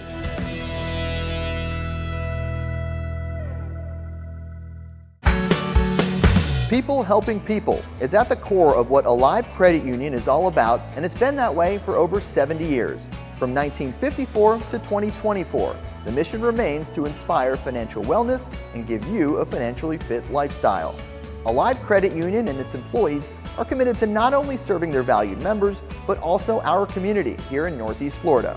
That commitment includes a partnership with the Action Sports Jacks 24/7 team as the presenting sponsor of all Armada men's and women's broadcasts this summer. Action Sports Jacks and Alive Credit Union, a partnership that just makes sense when it comes to covering Northeast Florida. Alive Credit Union's commitment to our community also involves serving the financial needs of our first responders through the recent merger partnership with City and Police Federal Credit Union. Join the community and become a member of Alive Credit Union today. Find out the many ways you can be inspired in financial wellness at alivecu.coop. I've been telling you about CGC Water Treatment and Plumbing for a long time now. Their drinking water systems remove up to 99% of contaminants. We've had a Connecticut water softener and drinking water system in our home for more than 7 years. You can see the difference whether you're washing clothes, the dishes, or what I like to do most, fill this up for some coffee every morning, and mostly all day. Remember, if you're not filtering your water, you are the filter. Don't be the filter. Right now, save $1,000 or more when you bundle a Connecticut Premier Softener with a Connecticut K5 drinking water system. The experts at CGC Water Treatment and Plumbing will test your water for free and determine your water score. Don't know your water score? CGC will find out and recommend the appropriate Connecticut water treatment solutions so you can improve it. Call 904-552-1242 or visit cgcwater.com. Ask about our 90-day love it or leave it guarantee. CGC Water Treatment and Plumbing, an authorized independent Connecticut dealer. Florida license number CFC 1432579. For the game day hustle and every day in between, juggling my show Jags Social to going under the Friday night lights and a social life, it's a daily tournament. But this ride, MVP status.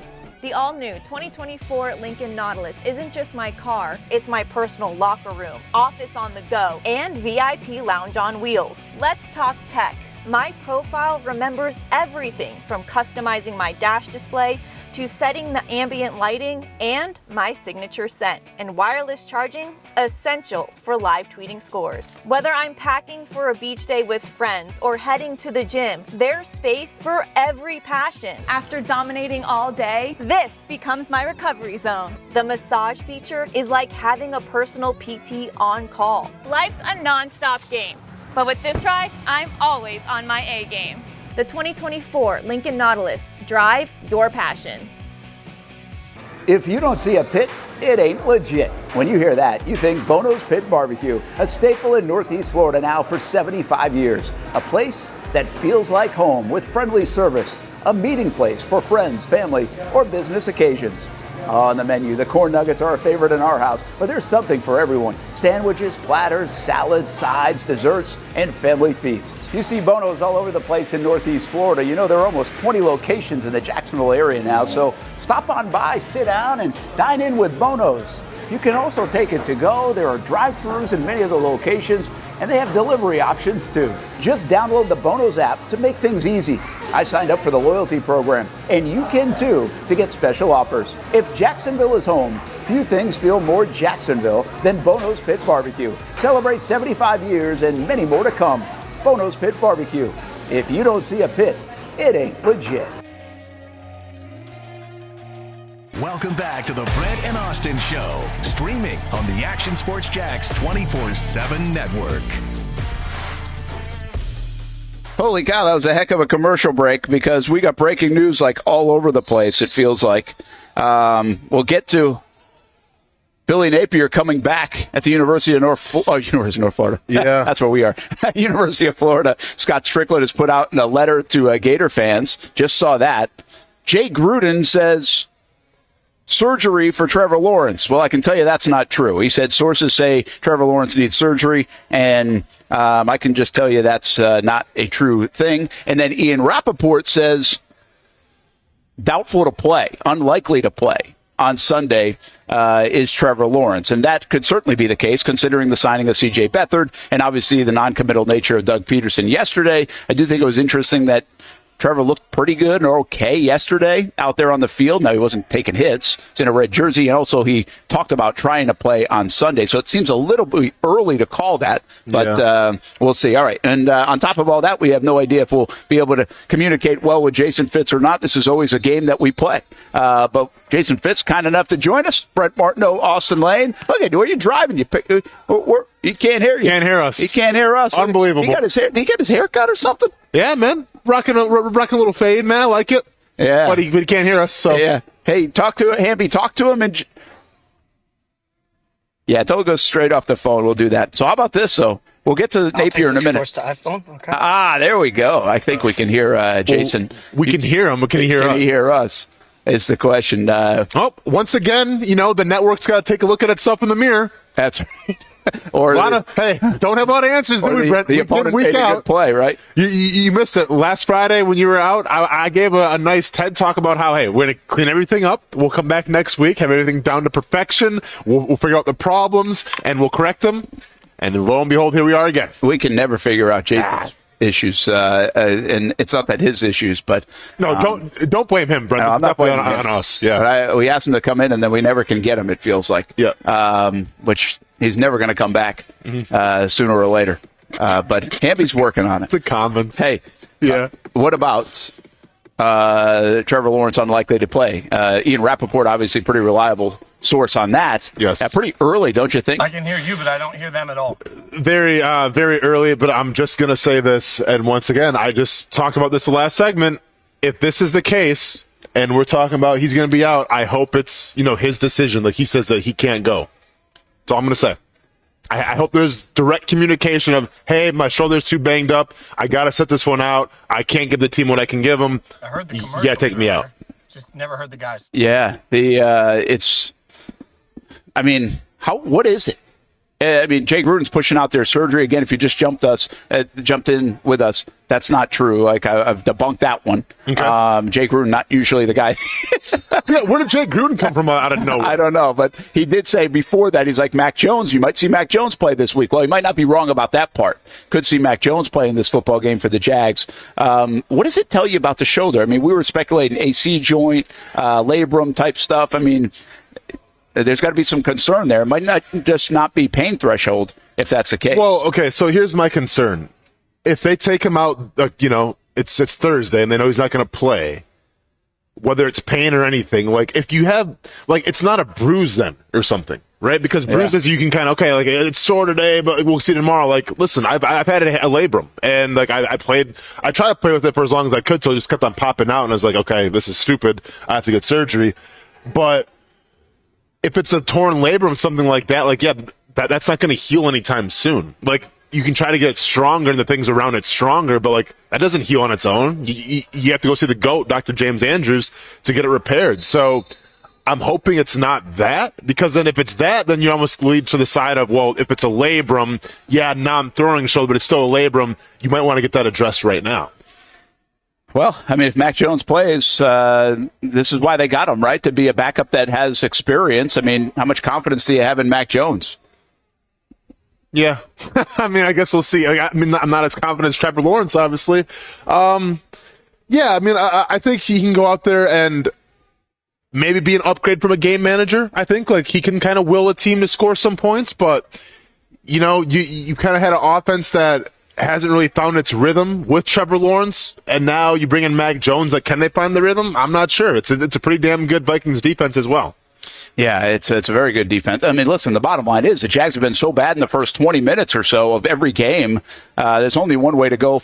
It doesn't matter who's playing quarterback right now in that situation. But Trevor's also been very good for the most part, helping the Jags get back into it in the fourth quarter these last couple of weeks. And also, if you take his sample size of the previous month, I thought he was playing really good football. So I know the Jags are 2-7. I know there's always blame on the quarterback when you're not winning football games. But the bottom line here is, you know, I don't think this has all been Trevor. This isn't like, oh, well, here we go. Now the Jags are going to go on a run with Mac Jones. I'm confident in Mac Jones, by the way. I like Mac Jones. I think Mac's fine. I think they can win a football game with Mac Jones. All of that makes a lot of sense.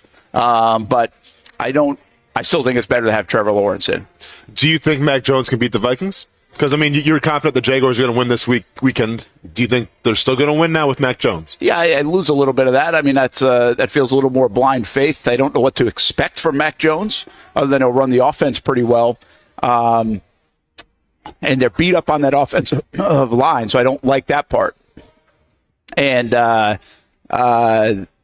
would say this, though. The reason why I thought they could win this game was because I thought their defense would put things together. I think they'd have a plan that's going to be better to at least slow down Minnesota, keep them in the around 20-point range, and the Jags would find enough points. I think the Jags can still find enough points. Like, I'm not all out on the Jags winning the game, but obviously it does. They were already an underdog at home. No, for sure. And this makes them a little bit more of an underdog. And I think they're a 4.5. I'm just wondering how much will that line change now with Mac Jones potentially playing in this game. And I think it's important to say, potentially. Like, the Jags aren't saying anything. Doug was non-committal, though. When Doug was non-committal on Wednesday, I thought that really opened the door. The signing of C.J. Beathard really said a lot, that they were like, hey, Mac might have to play this week. We need a backup quarterback. Yeah. So, I mean, the tea leaves are adding up here to that report for me and Rappaport being spot on and might be predicting the future a little bit. So are you still taking the Jaguars to win or not? Can I think about it? I mean, sure, I'll stay with the Jags. What's like your immediate reaction? Yeah, okay. I'll say the Jags? Okay, cool. Do you think that they can take Travon Walker and put him like a Taysom Hill role and put him like a Wildcat quarterback or something like that? I'm obviously joking. No. Yeah, that was a joke, man. Yeah, I mean, we'll see, man. We'll see. I think with Mac Jones, you know, like I said, I think he can manage the game and he can maybe elevate it a little bit. You know, we'll see. We'll see how great of a quarterback he is, because this is his chance to shine. It's going to be a really good because you've been on the bench for a while. You've been hopefully learning the system and everything. And I think some quarterbacks can come in right away and make a difference, and some quarterbacks where it's like, man, I need some time to acclimate a little bit. Like, do you think Mac Jones can come in right away and acclimate, or will he need some time to be like, I have to get my footing, I have to get my flow? Yeah, I think he's going to take a little bit, but he's also a guy who's got a lot of experience. So jumping back in there, you know, part of the job of backup quarterbacks is to be able to go right in and bam, produce. Yeah. And so I think, man, it's really hard to get a feel, right? I mean, they're not playing great football to begin with Trevor. So to sit here and say, oh yeah, the backup quarterback's coming and do a great job. What's going to be really wacky here now is keep an eye on this. If the Jags were to win a football game, it would be the fourth time they won a game in the last 16. And 2 of those wins, if Mac Jones plays, would come with backup quarterbacks. Carolina and C.J. Beathard and Mac Jones in this game. So what a weird deal that is, you know? But here's what I would say. I said this yesterday on the show when this whole thing started to circulate. If they don't play Trevor Lawrence in this game, I don't think they're playing him next week against Detroit. You're now in a situation where why don't you hold him out and then let him then have the bye week too? So Okay, you can sit him for 3 weeks. Sure, but say this was the Titans. Would you play him against the Titans, or you're going to rest him for the bye week? Are you that scared of Detroit? Or is this more of it's not necessarily scared of, it's like, I think the chances of winning the Detroit game, first of all, aren't great. On top of a banged up quarterback, it's not scared of Detroit. I just think if that's the bridge game in this, to get him another week of rest on top of that, whatever the injury is, might make a lot of sense. It probably didn't matter if it was a Tennessee. If you're going to miss this game, it probably doesn't matter if it's Tennessee. I do think in my mind, Austin, I know they don't think like this, but I think they have very little chance to beat Detroit with or without Trevor. Isn't that a loser mentality we just talked about? Well, it is. Okay, and I'm a loser. make a button out of that. There we go. Well, I'm just saying, if he was going to play hurt through this game, right, and try to give it a go, but he's still coming out Monday and banged up. Sure. That was my intention with that thought last week. It's like, well, what are you doing? You got a chance to get him a couple weeks rest for the stretch of the season. Once again, I hope that Trevor's a competitor where it's like, if I feel good enough to go, I'm going to go. Yeah. And I don't want to have the conversation if I'm Doug Peterson saying, hey man, we know you're good enough to go, but it's Detroit, we're probably not going to win. We're going to sit you out this one and we'll bring you back after the bye week. That's not going to go over well in the locker room. No, I get it, but you protect players from themselves sometimes. Maybe he's trying to play too much through something, right?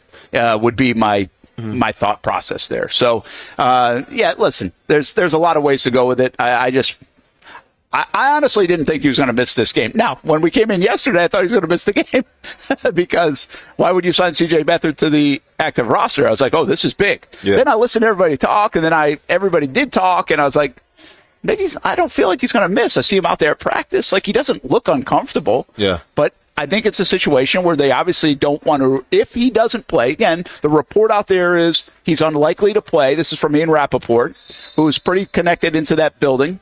Most people think with Trent Baalke, but and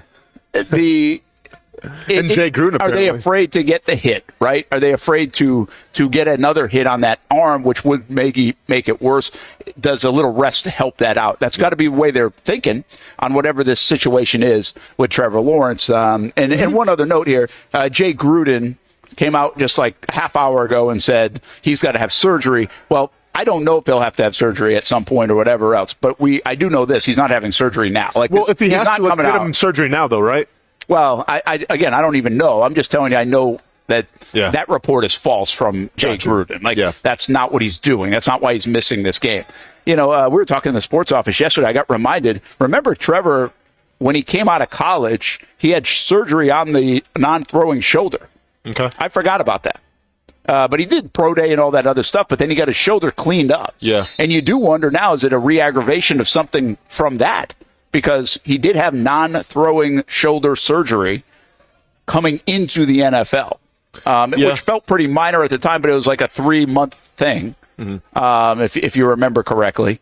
After I think he shut it down right after his pro day, had the surgery, and then was cool by the draft, basically. I don't think he missed anything. Coming into camp and rookie camp and all those things. So just something to remind you about. And as we get a little more detail on whatever the injury is, maybe that will shed some light as it's either the same injury, recurring injury, whatever it might be, that already was surgically repaired once. But if it's something similar, we also know, well, if he could do it in the offseason, potentially, then you're talking 3 or 4 months. It doesn't hamper you like a major injury that will keep you out for, all the way to camp or through camp or something like that. Correct. Obviously, if you're a defensive lineman, this is a serious injury. If you're a quarterback, still serious injury. But the fact that it's your non-throwing shoulder, you like that a little bit. Now, one hit there can do some catastrophic damage. But you like the fact that at least it's not his throwing shoulder. Hey, one other note that I want to at least bring up here, because, again, this all happened while we were in break. Yeah. We were trying to get Jason Fitz on. Then we got all this breaking news. Thanks for Jason Fitz for stopping by. It's good to see you, Jason. I mean, Fitz is never coming on is again. Is he done? Yeah, well, he had to run. So, he's using his... I mean, Fitz, I got to, send Fitz flowers or something. I mean, the guy never... we were like a 1-for-5 rate of getting him on the show. But we do it, and I've tried, and he always says, and now he might never answer my text again. That's what I don't blame him. I'll start doing it. Hey, you know what? Let's go ahead and get Jason Fitz on the Scrap House. Hopefully the guy can talk some wrestling, huh? Hey, maybe when we go out to Vegas in December, we'll just... Oh, no, he's not in Vegas anymore. He's in Connecticut. What am I thinking? I always equate him with Vegas. So, the Raiders, Maybe he'll stop by Nashville sometime, and we can get him in Nashville for the Tennessee game. Cool. But anyway, one other bit of breaking news on top of the Jay Gruden had to dispel that, but also the Ian Rappaport unlikely to play, is Billy Napier. He's back. Scott Strickland put out a letter to the fans and said Napier's back in 2025. They're not even going to sit on this thing. How surprising is that to you? I'm a little surprised because, yeah, obviously you had a great showing against Georgia, so that kind of brought you a little more rapport. But if you're in charge, wouldn't you want to see more out of him? Like, kind of put the pressure on him more and say, okay, so you almost beat Georgia. Now let's see what you can really do with some more pressure applied. Yeah, now it's almost like you're more comfortable again. I'll say this from a standpoint of, listen, Strickland might in many ways, Scott Strickland, the AD, might in many ways be tied to this move, right? If he gets fired, will Strickland keep his job? Strickland's done a lot of good things, but the football program has not bounced to where it's supposed to come back to under his hires. So there's a little bit of that element. But I actually like this coming off the Georgia game with DJ Lagway hurt a little bit. I think it's a smart move by Florida because I think they get away from the noise part now. Like, the noise is going to go anyway, right? People are going to be upset. But you don't get the emotional play of later in the year if your record doesn't turn out the way you want to.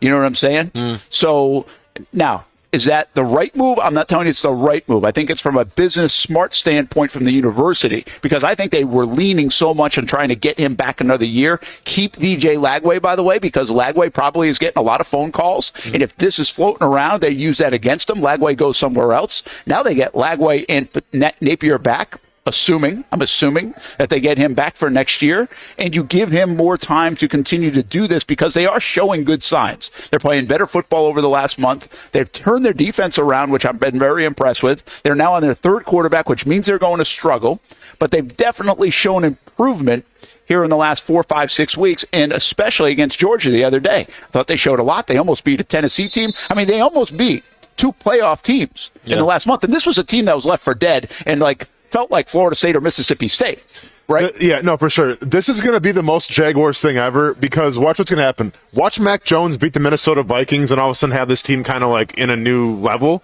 and then they'll be well, should Mac Jones? And then we'll have to deal with that. And then all of a sudden they start rambling off some wins or at least some close games against some good teams. And then it's like, all right, well then do we keep Doug Peterson? Do we keep everybody and go for another year? But that's what happens. Can't wait, man. But that's Book what it now. Book it now. That is what what that's what happens. But that's what happens lately. Either way. Right? You either win some games and then you're like, oh, wait a minute, now should we do it? We just talked about that an hour ago. And then, but on the other side, like on the college side, you're like, get them out, get them out, get them out, get them out. And, well, what if they win? Or I thought he would have to still beat Ole Miss or LSU to save his job. Sure. But I also said on Monday on the show, he might have saved his job with that performance on Saturday against Georgia. Well, guess what? Turns out I was right. Yeah. I think he did. Yep. Like he did. And they might get blasted this week against Texas. I mean, you're going to ride the roller coaster now. But isn't that kind of a bad omen, though? Like, so, okay, so you played good against Georgia. Rivalry game. Congratulations to you. Didn't win, but yeah, you were very competitive. It was a great game. Let's say Texas comes in and beats you by 40. That's why I probably would have waited to announce this. Yeah, I think they're trying to get ahead of that. Okay, get ahead of it, man. Lose by 40 to Texas and then see what the fan base is going to do. Yeah, no, listen, the fan base is not, I'm not telling you the fan base they should be excited about this, happy about this, whatever. I just am not surprised by this. I think also you can make the case, should you be happy with a loss to Georgia the way you lost? Well, no, probably not, but you've been so bad that you're at least showing an uptick here. You're showing a trend, and you had to play your third quarterback who's a walk-on guy. There's something to that against the number 2 team in the country. I think they have to continue to do what they did against Georgia. They have to be competitive against Texas. Now, they don't have to do anything because he's going to be back in 25. That's what I'm saying. But I think they need to still be competitive for the fan base. And I think it would be great to get a win over LSU or Ole Miss, and then obviously Florida State at the end of the year, which now looks like they're just a way better team, to at least get this fan base thinking in a positive way. But the big news here is not only Napier's back, I think you're probably now getting that package deal of Napier and Lagway, and you keep him away from a team like Texas A&M or somebody else who was going to come and get him and pay him a ton of money. Now, that's not a fact, but that might be the domino effect of a move like this. So, hey, let's do this. Take a time out. Complimentary on your shirts. Oh yeah, man. Well, you know what they say in life, Brent. There's the knowns, there's the unknowns, and then there's the doors. Killer Tofu likes those. Maybe you should send him one. We will take a time out here. We are at the University of North Florida. They have a shoot around right now because they're playing Charleston Southern tonight, coming off that big South Carolina win. Maybe they get a little South Carolina sweep this week. Let's go. If they can do so. That's tonight at 7 o'clock here at UNF Arena. So come on out, watch some ball tonight, and we'll take a break and be right back here on the Action Sports Jacks 24/7 network. You can also hang out with Evan Ingram and us tonight at Jaguars All Access at String Sports Brewery, 7 o'clock. You can watch it on Fox 30 and the Action Sports Jacks 24/7 network as well.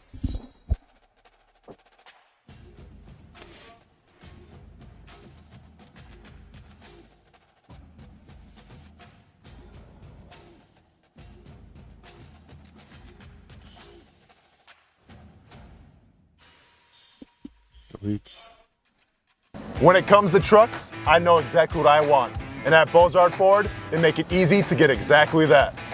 Let's go make this truck a little more my style. With Bozard Built, I can create my perfect truck right here. Lift kit? Check. Premium wheels? You bet. Advanced lighting package? Oh yeah. The Bozard team works their magic.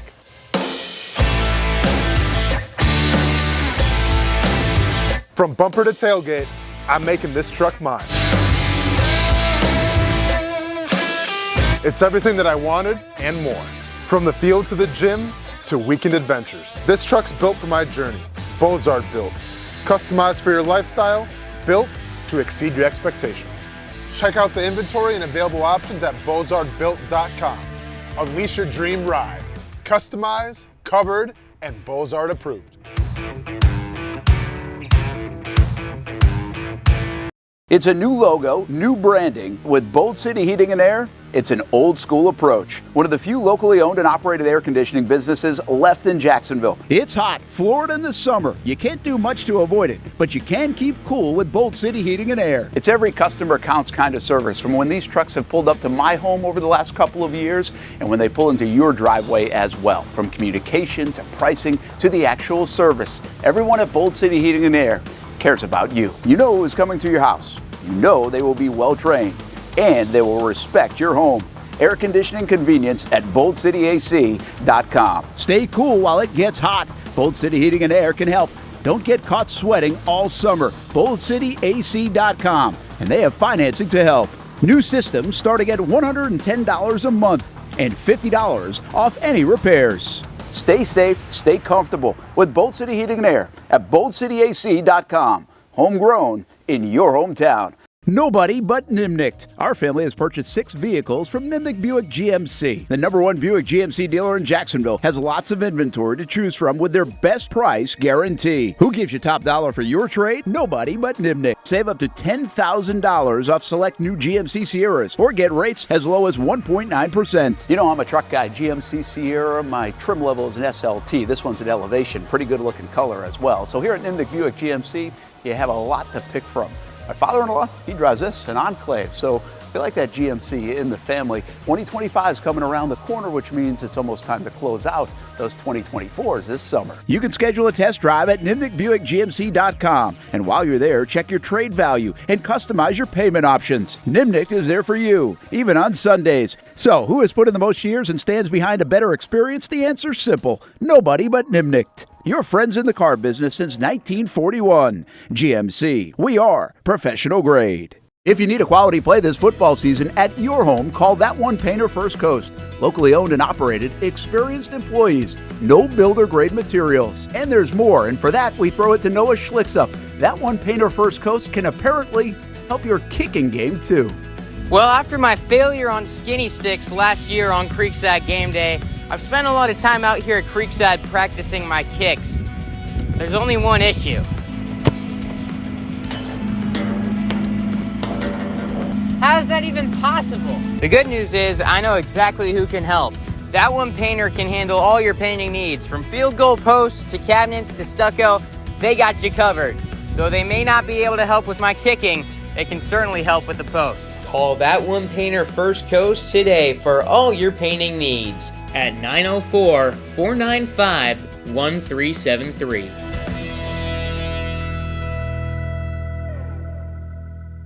Everyone loves a good game night. Here you don't have to be the host. You don't have to clean up. They bring the food and drinks to you, and you can watch whatever you want on the big screens. It's more than a card room. It's a night full of fun with friends. Best Bet Jacksonville, Orange Park, and now the newest location here in St. Augustine, right off 95 at exit 311. A brand new clean room, a full bar and menu, my favorite sushi in town. And I love the fries too. You don't have to just play poker at Best Bet. That's why I come over here to the table games and play one-card poker. That's a pretty good card and a win. One-card poker is like war as a kid, you against the dealer. And this isn't the only fun table game to play. A friendly staff, a lot of fun. It's a good night out at Best Bet Jacksonville, Orange Park, and the newest location in St. Augustine. You can be a serious player or a novice. It doesn't matter. If winning equals fun, you're a winner every time at Best Bet. I'll save you a seat, and I'll see you down here at Best Bet St. Augustine. Welcome back to the Brent and Austin Show, streaming on the Action Sports Jax 24/7 network. There's those white lids for the Jacksonville Jaguars. Brian Thomas Jr. Will he be catching passes from Mac Jones? It looks like that could be the story. Hamby, do me a favor and see if we do have Mac Jones sound. Also, maybe even C.J. Beathard might be a good thing to get to here today in the next little bit, considering if you're just jumping in, the report is out of Ian Rappaport that Trevor Lawrence is unlikely to play on Sunday. Now, that does add up. Beathard signed to the active roster. We're like, whoa, what's going on? Then Doug Peterson, non-committal about him playing on, we thought was kind of odd, right? Like, how can he be that non-committal about playing? Didn't really answer the question and was playing coy again. But Doug's been like that a lot this year, so how much do you read into it?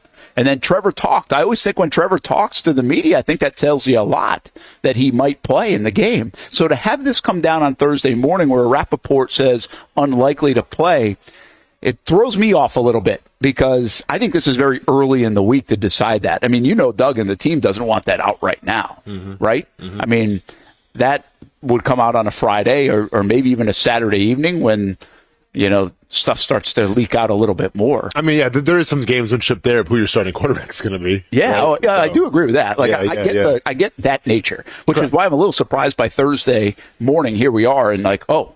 So, do you think? I mean, obviously, word got out. Like, is this somebody within the organization leaked? I mean, yeah, no doubt. Yeah, but why? Okay, or an agent. I mean, there's two ways, right? It's an agent. Yeah, or it's somebody within the organization. Do you remember who had like the contract extension first? I have no idea. Do you remember? No idea. Well, if anybody remembers who had the contract extension first, whether it was Schefter or Rappaport, I think that would tell you a bunch. Okay. About if it's Rappaport, then it might come from the agent. To me, the agent probably told whoever the national guy was about the contract first, which I feel like it was Schefter, which means this information would have come from somebody different. Okay. You know what I'm saying?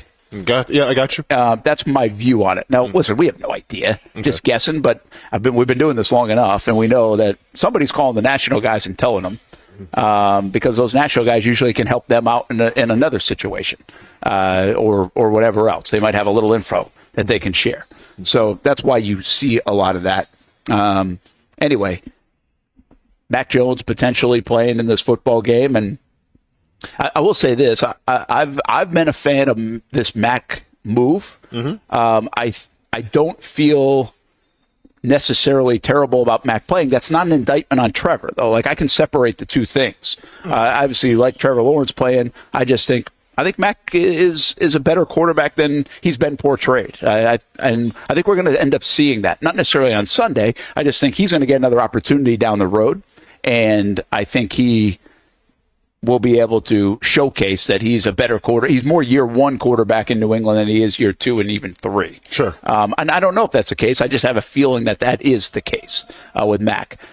So we'll see. Obviously, big news around here. If you just jumped in, Billy Napier is coming back for the Florida Gators in 2025. Scott Strickland announced that. And the one other thing out there was Jay Gruden had said that surgery was needed for Trevor Lawrence, and that's been debunked. At least the immediate surgery. Who knows if something down off season or later on? I can't answer that. But it was pretty odd coming from Jay Gruden. Yeah, of all people. So that's the latest on the news front. I think we do have C.J. Beathard reaction if Hamby can play that. I think he can get some Mac Jones here in a little bit, but doesn't have that right now. But C.J. Beathard obviously joined the active roster yesterday. Knows Trevor very well. He was hurt and then cut by the Jags. Injury settlement. Ends up signing with the Miami Dolphins on the practice squad for a bit. And then the Jags go take him this week, which means they'll have him on the roster for 3 games. Let's hear from C.J. Beathard, who could be the backup quarterback now on Sunday against the Vikings. I mean, it's it's kind of like a second home for me. Obviously, I live in Nashville, but I have a house here, still have my house here, and everyone just welcomed me with open arms, and it feels like I was just here. When did you get the call? That would have been on I think Monday or Tuesday. Yeah, probably yesterday. It was yesterday. Yeah. Maybe it was Monday. That's Nick. He's got control of my computer. Yeah, I mean, I was excited. Obviously a chance to be on the 53 and be back here. It was a great opportunity and be back with a lot of the guys that I've been with for the last 3 years. Yeah. Had you talked to Trevor at all? Last 2 weeks? Yeah, I have been keeping up with them. We'd probably get on a phone call once every week or two and just talk about stuff going on. And when I got to Miami, he was asking how it was there and everything. And yeah. What's it been like to watch this team with the expectations, and what they have in there, and not see the wins come? Yeah, man, it's tough. Obviously you love everyone here. You want success for them, and especially when you know how hard they work here, how much work the coaching staff puts in, the players put in, that everyone puts in, and to not see the results, it's tough. Especially, it's weird, when you're watching from the outside looking in, sitting on your couch at home. It's weird. It's my first time since high school that I was sitting at home at that time of year, early in the season, and not on a team. So it was definitely a different change of pace for me. What was it like to overcome what you overcame and to sit on the couch and then end up in Miami? I mean, how weird of a year has it been? It's been weird. It's one that is a different thing than anything I've ever experienced, obviously. But it kind of helped me put things into perspective as far as. It was a lot of good time I got to spend with my family back home in Nashville for several weeks, and getting to enjoy it and just slow it down. And at that point there was nothing that I could do to change where I'm at other than just keep rehabbing, get healthy, keep working out, staying in shape, and that kind of stuff, and just let God do everything else. It's like, man, there's nothing that stressing or pushing or forcing this or forcing that's going to do. So I really got to sit back and enjoy it, spend time with the family, hoping that it wouldn't be probably too long that I was sitting there. And sure enough, I got a call from Miami a few weeks ago, and enjoyed my time there, and yeah. Well, that is C.J. Beathard, who now could become the backup quarterback. He either way will be on the roster, 53. Now he doesn't have to be active on game day. Could be the emergency quarterback. Jags obviously signing him. So a lot going on here in Jacksonville, and sooner or later, Austin, in an NFL season, when things don't go well, you start to get all this. You know what I mean? Like you get the injuries or the quarterback or the this and now the optics. Anything, right? Like what's going on, right? All the questions that we've had a lot about Armstead, about the defense, about relationships, about this and this and this and this. And it's like, whew, it's a lot. And then it becomes just a swell of a tidal wave, if you will, of things to overcome. And the dam breaks sooner or later, right? Sure. So, and I'm not telling you that's where we're at right now, but it just feels like when you have all this going on and you're fighting and fighting and fighting, and there are some good things, and it's like, okay, you feel like you're close, and Doug will sit there and be like, we feel like we're close. And then all of a sudden, wait a minute, now you might lose your quarterback. It's like, it hits a little bit different. I mean, Brent, the dam hasn't broken yet? What kind of life jacket are you rocking? What do you mean the dam hasn't broken? Yeah. I mean, I guess the dam has been broke for a while. Beavers are struggling. The beavers are drowning, Brent. There is no dam. It's been gone. What are you talking about? I guess it does feel a little broken. You think? But it makes it feel worse when this kind of stuff happens. No, exactly. Right? But because I'll sit here and say a couple weeks ago, I said, all right, listen. They're not making the playoffs. I think that's pretty apparent. They could even go on a run. I think they're not going to win the I think I saw tiebreakers. 4.2% chance. Is that what it is? 4.3. I can't believe it's that high. Wow. But so any of that stuff I said a couple weeks ago, but I said there's still a lot to be gained here. and we talked about it earlier in the show, but just from winning football games, but Trevor Lawrence and making him not have to have another offseason of, is he the guy, or have to overcome this, or I feel like I'm this, but I haven't shown this, or the result. He was starting to get in a groove in those 4 weeks, and I was like, okay, this is good. Even with a mistake here or there was plenty to like about Trevor, and I was like, okay, if this is what we're going to see now for the remainder, when you look up at the end of the day and you've got 13, 14 games that are like, that's the guy. Well, that's consistency. That's a little bit better. That's like something you hang your hat on. And it was just a weird year. They didn't win games. Their defense was way worse than expected. Blah, blah, blah, blah, blah. Mm-hmm. Well, now if you lose this guy for however long and he doesn't play, now you don't get that either. And so it's like the lost season becomes even more lost, in my opinion. The dam breaking does become a flood. And that's what. I guess that's what's giving you a little bit of pause if he doesn't play in this game. And listen, you miss one game in the NFL, a lot of guys do it. That's just the nature of the business now, right? Jordan Love missed a couple of games, came back, and he's playing. And he's still playing a little banged up, it looks like. But I just get a little worried about the long-term part of this. Is like, okay, what are you building for here in Jacksonville? You're not ripping it up, folks, and restarting. That's the thing. Like, you're not getting it down to the studs. There's something you have to still build from in this season to go on, even if it wasn't as good as you wanted it to be. Well, no, listen, like it's impossible because you're too committed to too many guys. Like we're talking big contracts, so like no, you're not going to tear it down from the studs, but at the same time, I mean, there's going to be some remodeling going on. You would think, yeah. No, there's no doubt about it. Hey, let's just see what we got in the chat. Get some folks involved here. Probably missed, holy cow, we got a lot of chatters today. Let's go to the stuff when Trevor came into play. The Ryan Nielsen hire is on Trent. Nathan Dean talking about that. We were talking about all that. We'll get to the Cam Robinson, Josh Hines-Allen matchup in just a moment or two as well. I would assume CJ is going to be our emergency third quarterback on Sunday, says Nathan. Doug said that Mac is still number 2, CJ number 3. Yes. 53 roster spots. You can suit up. Return of the Mac. My wife just got her husband back for this Sunday. I won't be watching. This is some BS. No. I think you're wrong. You're watching. Return of the Mac game. Hey, Nathan, you could hear the producer the whole time. Good. That's thanks for helping us out on that.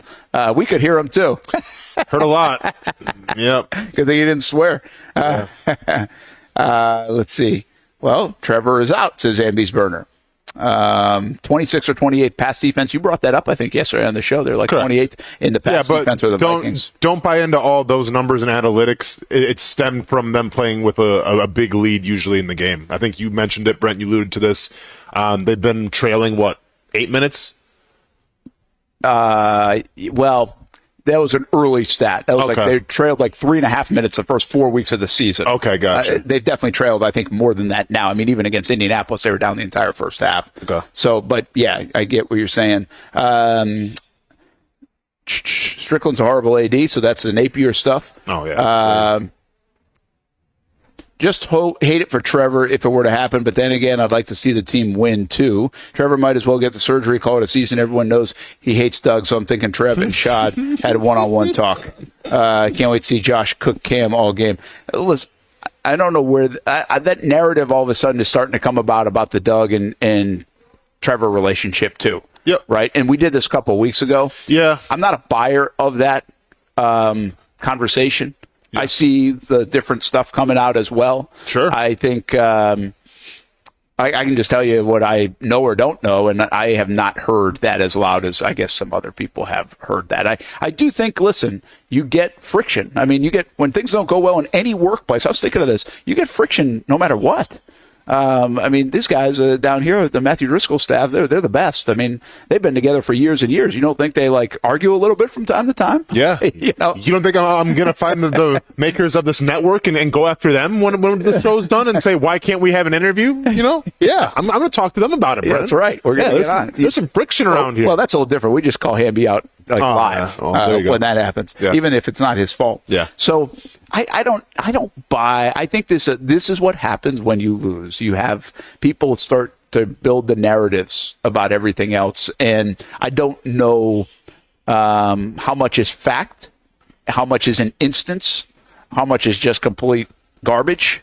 I think that's hard to weigh. Because the bottom line is everybody argues with people, especially when things go wrong, whether it's on the sideline, whether it's in a meeting room, whether it's in a post-game locker room, whether it's on a plane, whatever. You're going to have situations in the NFL, in professional sports, in any sport, most likely, that you're going to have some disagreements and some unhappy people about the way things are going. And my guess, the way we're looking at this right now in Jacksonville is you can point here, then you point there, then you point there. They'd probably be doing the same thing in the building. Why is Trevor playing poorly? Well, drop passes. Well, Press Taylor. Well, Doug Peterson. Well, did Bulky do enough? Well, offensive line. Well, Trevor Lawrence. What about, you can make a case all across the board depending on which day it is, which quarter it is, and really for the season. Yeah, I mean, you know how I feel about it. I've spoke my piece. Don't really want to get into it again. A lot of energy I don't want to waste, but I thought I saw a red flag when Trevor questioned, we have to coach better. Yeah, that was against Cleveland. Yeah, it was against Cleveland. And I know you and Hamby said, that it wasn't a big deal, but I just think that if any other quarterback and any large market team says that, like Aaron Rodgers said it, that's like a headline. That's like breaking news because it's a big deal.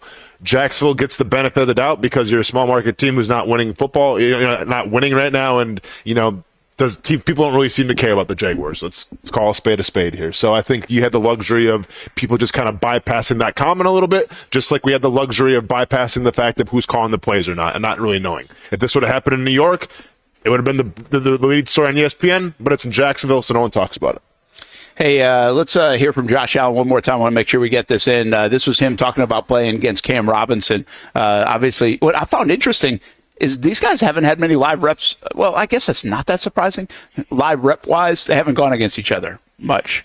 Sometimes in camp you'll do some live rep stuff, but it never worked out, I guess, for Josh Hines-Allen, or at least that he remembers, in Cam Robinson. Had plenty of drill work and other things like that, but no take you to the ground kind of stuff, which I guess is does make some sense. But he'll get a chance to go against Cam Robinson here on Sunday in Jacksonville. It's a matchup Josh Hines-Allen is looking forward to. I think it's going to be – I know on my end, I know I'm excited. Hopefully he's excited too. I'm I'm ready to play against him. It's hope we can get all that buddy stuff towards the end of the game. And, again, this is my next matchup, and that's the way I'm looking at it. But, again, he knows me, I know him. But we never went live together, really. And so I'm very excited. I'm looking forward to it. And, he's, again, if I keep doing what I can do, my process, trust my process, believe in my process, that is going to lead me to play with a lot of confidence coming this Sunday, and I can just go out there and dominate. Thank you. Yes, sir. Do you feel like he'll be a little more motivated? My motivation is always I see what you're saying, but again, if I can just keep my process to process and do what I need to do, I'm very excited. I'm more excited to play this. Well, I'm always excited, but it's to play with a guy that's going to come in here. It's always something when guys play against their old team, or, he's been here for 7 years, and he's coming back here just from leaving 2 weeks ago. He's probably going to come back with a little something. And last week I saw they gave him the game ball, so played a little bit of confidence, a little bit of swagger, and I'm excited for him. He's at a good team, a good situation over there, and he's coming in his hometown trying to prove a point. So you guys didn't battle much on the practice field? We didn't game reps, taking to the ground, we set edges, we pass rushed, but game flow, you know what I'm saying? And it'll be my first, real game flow, taken to the ground, opportunity to go against him. I'm excited about it. I know he's a good player. He's been here since I've been going against him since I've been here. I'm excited. Hopefully he's excited, and we can put on a good show. You know his strengths, weaknesses. He knows your strengths, weaknesses, if you have any. Again, I like that. I like that. Again, he knows me, I know him. We keep it at that. But at the end of the day, man, I'm going to do what I do, and, I'm just going to do what I do. If you see what I do on film, then, expect to stop that. But I know, again, if I stick to my process, stick and take care of my body, I can come out there 100%. I'm going to do what I do. And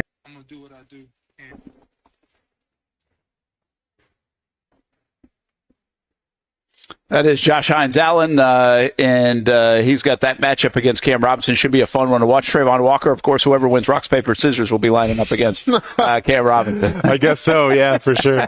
Yep. So, hey, I mean, Cam's got to be motivated, right? I mean, you said it. You've always told us the story going back Chicago preseason. You get motivated coming back, especially the way because it sounded like it was a little there were some moments there when he was told he wasn't playing last week, couple weeks ago, and so I get he's got a lot of love for Jacksonville, but he's at least in the immediate, he can't wait to play him. I think Cam's extremely motivated, especially how it ended. It seems like there was some frustration of him getting taken out of the game, not going back in, so he's pissed off there. And keep in mind, he's probably given the entire manifesto of this Jaguars offense now, and he's like a canary in the coal mine, has told everything to the Vikings organization of what this offense is going to run. And it makes you a little nervous as well because you have Mac Jones, who has a limited playbook, who now you got to ask yourself, Brent, like, what is that going to look like? Yeah, I don't know what I don't know what both sides of it look like. Right, but like, don't you get the vibe though? Like, it's not going to be the full playbook for Mac Jones. Well, yeah. And doesn't that hurt you if you have a player who played in the Jaguars for a couple years, who probably knows the offense, who's going to tell the defensive coordinator, like, hey, watch out for this, watch out for this? Yeah, I was trying to think of it from both angles, though, like from Cam's perspective. Like, what does he know? What does it hurt him that now Mac's coming in, different cadence, all those kind of things? He doesn't know Mac as well as he knows Trevor, is my point. So, like, but obviously the playbook he knows part the of offense. It. Yeah, but they're going to have to change something up a little bit, right? I mean, they're not going to go with they've got to change some kind of dummy calls or whatever, regardless whether it's a small playbook or a big playbook. No, without a doubt. But like, this is where I was saying, like, you'd want to have a bigger playbook to be able to just be like, all right, yeah, so Cam knows this. Well, let's go and add this chapter into our play calling now, where maybe he doesn't know it or he's not expecting this. With Mac Jones, I don't think you can do that because with Mac Jones, you got to keep it a little more simple until he gets a little more acclimated of playing football. Yeah, be interesting to watch. Again, I want to caution this. There's a report that Trevor's unlikely to play.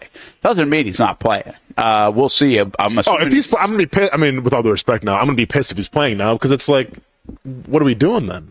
Well, we can't. Nobody in the world can control Ian Rappaport's report. I mean, but like, I don't think Ian Rappaport is like necessarily wrong. I feel like when he reports something, it's pretty much on the money. Yeah, I think 9 out of 10 times it's usually right. And again, what's interesting about this report is it's so early in the week. Yeah. Right. So when do you think Doug and company is going to confirm or deny? Sunday. Yeah.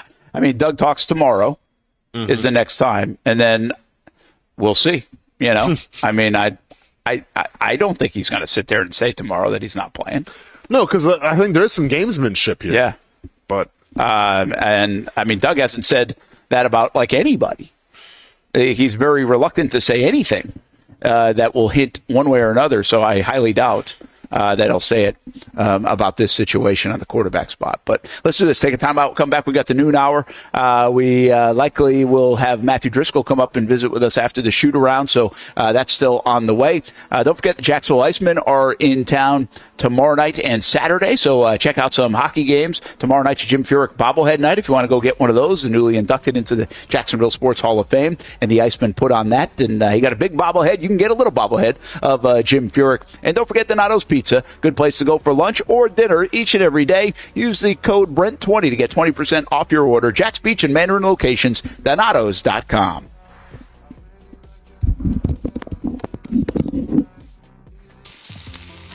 In Northeast Florida, we love hanging out on the back patio, maybe grilling out lunch or dinner with the family, enjoying the good weather, or maybe enjoying the big game on the TV. Or maybe your favorite team in town, the Action Sports Jacks team. This is great, except for when it's really hot or the bugs start coming out. But what if you didn't have to worry about that? Titan Outdoor Solutions will make your outdoor area a comfortable spot any time of the day, any time of the year. This makes too much sense. Titan Outdoor Solutions can give your home an upgrade. Customized pergolas, awnings, controlled shade, even retractable screens. The solution to beating the heat and the bugs and getting more use out of your home is Titan Outdoor Solutions. And this can even help prevent storm damage at your home. Living in Florida and living in your home is already good. Now make it great. Quality products, custom work, locally owned and operated. Visit TitanShuttersAndScreens.com or call 904-484-7580. People helping people is at the core of what Alive Credit Union is all about, and it's been that way for over 70 years, from 1954 to 2024. The mission remains to inspire financial wellness and give you a financially fit lifestyle. Alive Credit Union and its employees are committed to not only serving their valued members, but also our community here in Northeast Florida. That commitment includes a partnership with the Action Sports Jacks 24/7 team as the presenting sponsor of all Armada men's and women's broadcasts this summer. Action Sports Jacks and Alive Credit Union, a partnership that just makes sense when it comes to covering Northeast Florida. Alive Credit Union's commitment to our community also involves serving the financial needs of our first responders through the recent merger partnership with City and Police Federal Credit Union.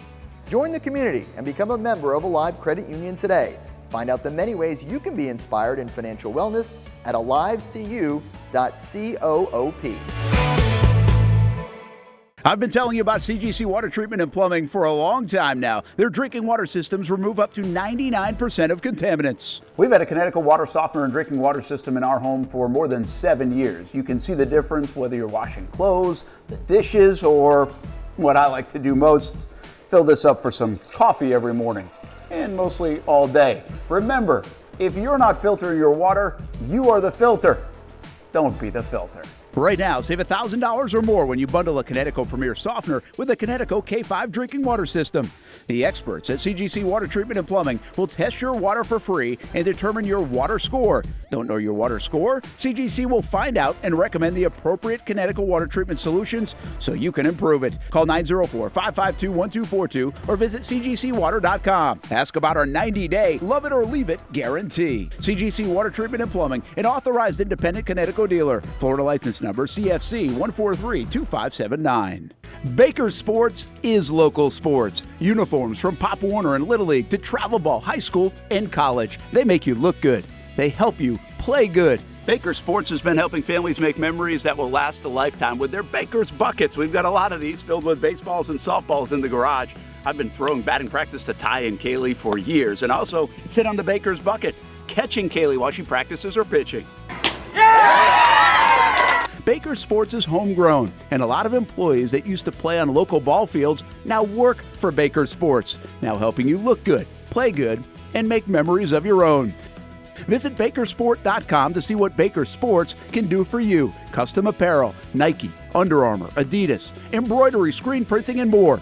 Baker Sports is local sports from Jacksonville to anywhere in the Southeast. bakersport.com.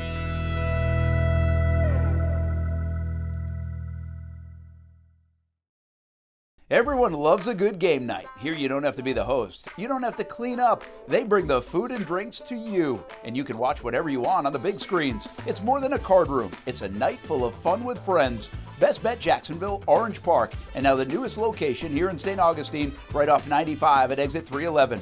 A brand new clean room, a full bar and menu, my favorite sushi in town. And I love the fries too. You don't have to just play poker at Best Bet. That's why I come over here to the table games and play one-card poker. That's a pretty good card and a win. One-card poker is like war as a kid, you against the dealer. And this isn't the only fun table game to play.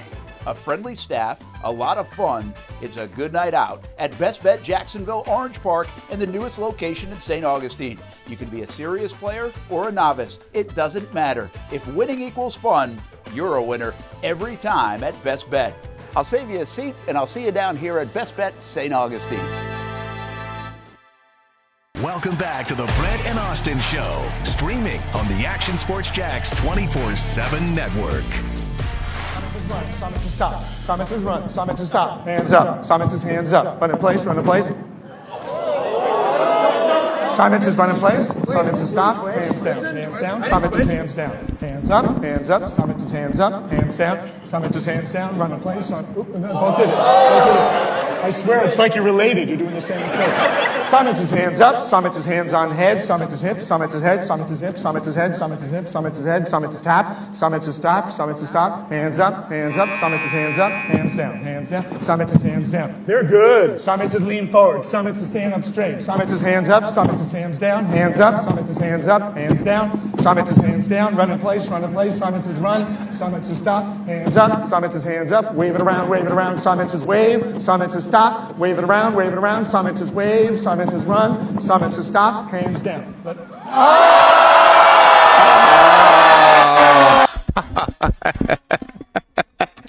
That was entertaining. Is that a sport or not? Because I think it is. That was entertaining. That's insane.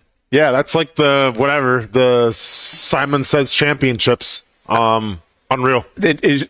I was in a meeting today, guys, so I didn't get. Is that what you guys were throwing that text around today? Did you find that, or did Hamby find that? I found that. Of course, that was over Twitter last night. Yeah, man. I mean, you got to. Yeah, you got to go ahead on Twitter. Is that what you just told me? No, I said. Well, you got to look at the trending things on Twitter, man. Yeah, I thought only thing trending yesterday was politics. So. Oh, I mean, there was a lot of that as well. There was a lot of that. There was a lot of that, man. That is great. That was kind of that was impressive. I mean, by the way, the guy that was like emceeing it or whatever you would say, he's like an auctioneer. Absolutely. Yeah, calling it, emceeing it. Oh, what would you call it? I have no idea. He was Simon saying. I mean, he was Simon saying. He was Simon saying. He was Simon. Emceeing it, man. He was the Simon. He was the Simon. He was the host. Is that a sport though? The referee. That's not a sport. That's not a sport? No. Really? I don't think that's a sport. How isn't that a sport? What's athletic about it? Do you want to watch the entire video again? They were sweating. They're sweating more than you sweat in golf. Well, how about a chili pepper eating contest? No, Brent. Come on, man. I've been over this so many times on the show. It's competitive. Like you're not going to call it competitive eating, call it a sport. You're not going to call it competitive. Simon Says, like it's just Simon Says, man. Like that's. I think that might be a sport.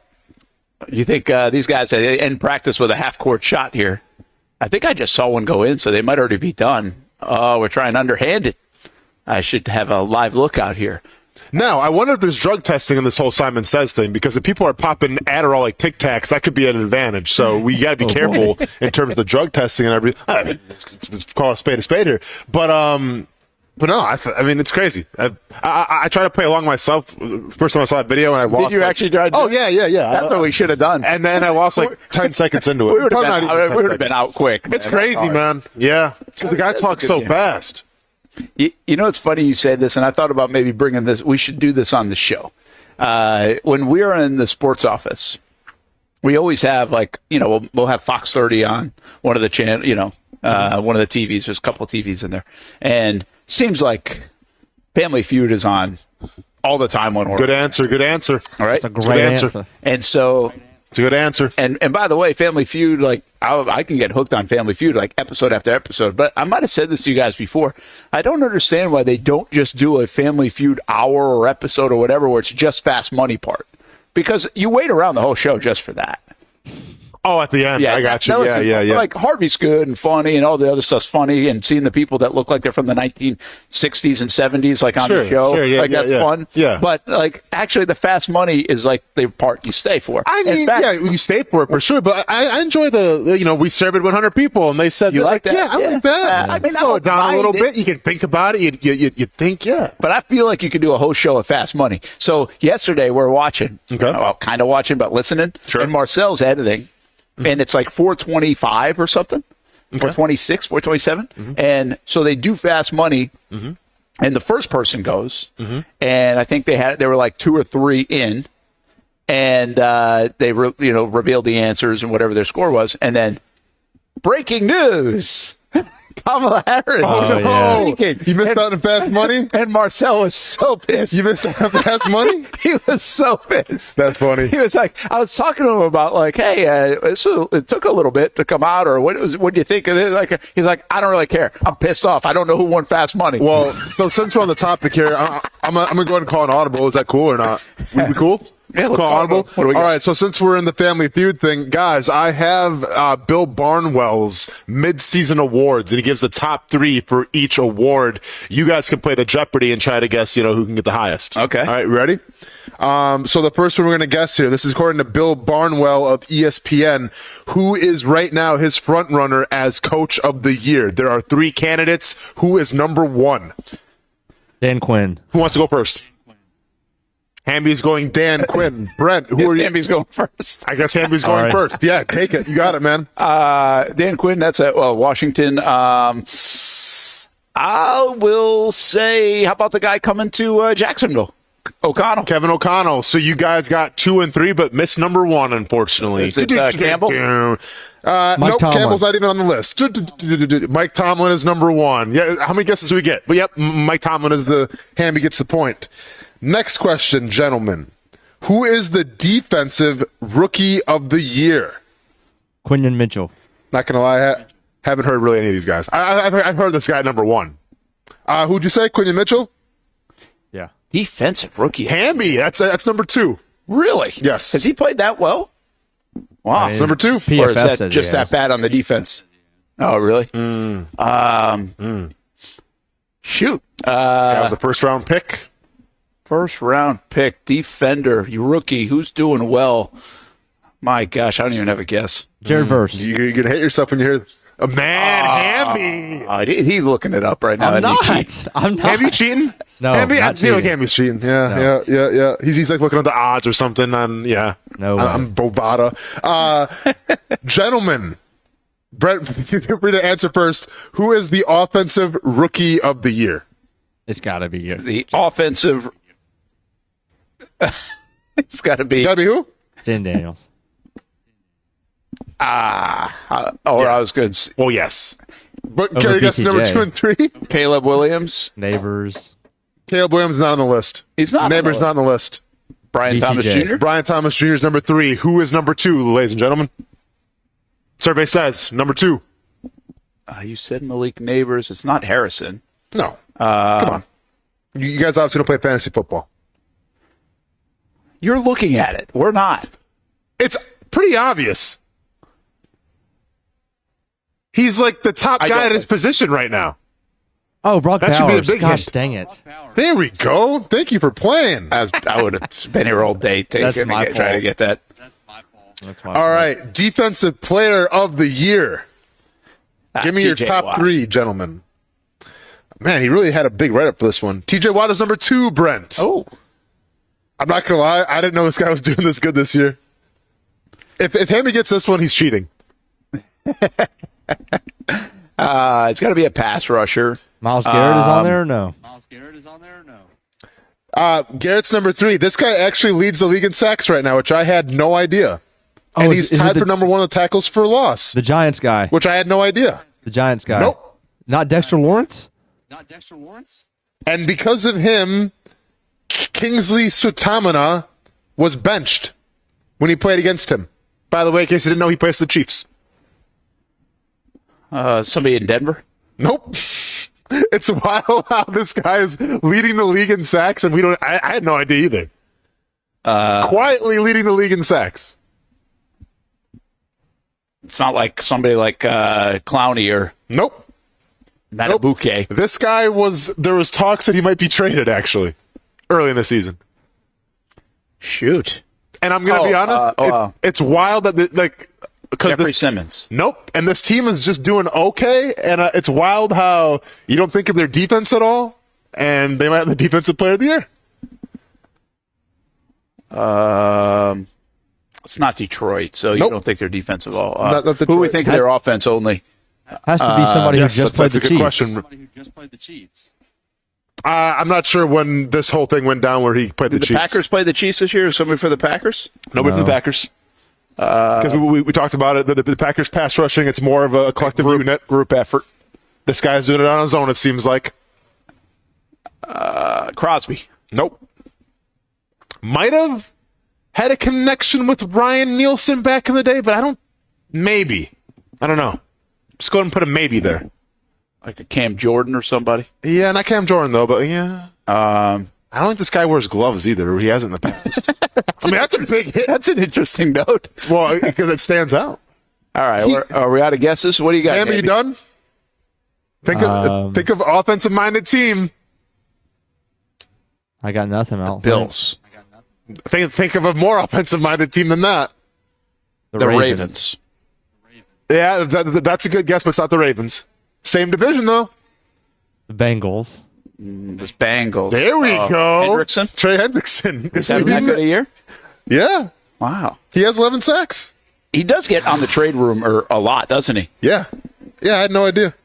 And then, he's a good player. By the way, I think he was second in the league last year. I think him and Josh were second, if I'm not mistaken. Do you guys want the offensive player of the year? Yeah, Want to take a guess? All right, offensive player of the year, gentlemen. Now keep in mind, like this one's so a little prerequisite. It's not a quarterback award, right? There we go. Yep. I was gonna say that. I'll go Derrick Henry. Brent. Yep. Can you get number 2 and 3, gentlemen? Saquon Barkley. Brent gonna queen sweep it. Who's number 3? Justin Jefferson. Hamby getting burned over here. Woohoo! Hamby getting burned over here. That was good, man.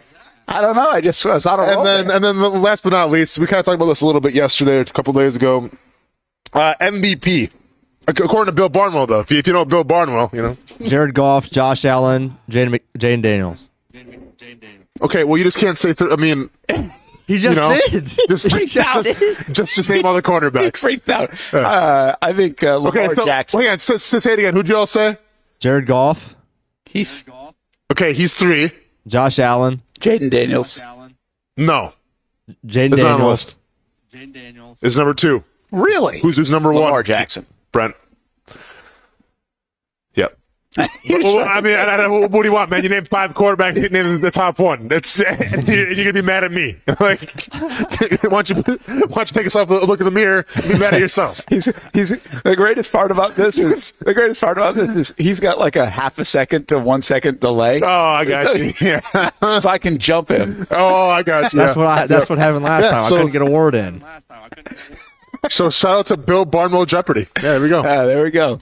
Barnwell, man, comes up well. That's not PFF. That was actually ESPN. I thought it was PFF. Yeah, this is ESPN. But did I see somewhere else actually that a bunch of Jags made like a PFF midseason team or something like that? That got accolades. I don't even know they do that, but I saw somebody tweet it out where a bunch of Jags were on Logan this Cook. list. Let's go. Logan Cook was on it, but it wasn't just him. It was like Devin Lloyd. All right. No. I think. Who's the long I forget snapper where I again? saw it. Ross Madison. Devin Lloyd, huh? Yeah, again, these are PFF grades. I know. Who had graded Hey. well. And Lloyd has actually graded well this year. And a lot of Josh Hines-Allen was on it, of course. Sure. I hope Travon Walker's on it. I think he was. But Trevor was on it. I think Bigsby was on it. I think I don't know if it was like Ezra Cleveland or Morris or somebody might have been on it. And then there's Brian Thomas Jr. You know, it's really interesting as you bring that up. Mm-hmm. Brian Thomas Jr., guys, has a real chance to be. Well, he doesn't probably have a chance to be, number 2 in Rookie of the Year? He's 3 on that list. Yeah. Jaden Daniels looks like a runaway right now. Yeah, I mean, he's going to be a quarterback most likely. But what if Daniels fades? I mean, even if he fades, I feel he'd have to fade pretty rapidly. You got to fade pretty hard, man. Yeah. Or heaven forbid, not come with an injury, which I'm not sure. Yeah, because they're in the mix right now. Of course. What are they? 7-2? Yeah, 6-2, 7-2. I don't know if they had a bye. Yeah, man, that's. 7-2. I mean, you know what? Dan Quinn deserves Coach of the Year right now. That's for sure. I mean, do you think it's more impressive than Tomlin? Yeah, I do. Yeah. I just kind of from where you came from to now. Well, and keep in mind, like here's the deal about what Quinn's doing. Like the one thing about Tomlin, he's been doing it for 18 years or whatever. Yeah, right. Yeah, so the culture's already there. You got to go build a culture, and you got to do it in Washington. Yeah, that's true. Washington's been a mess of a place, right? So to be able to flip that around, get this kind of play out of your quarterback, and what I've always said is it's underrated how good they are on defense. They have very good defensive parts. They actually have some pretty good offensive parts too. Well, they just upgraded too with Lattimore.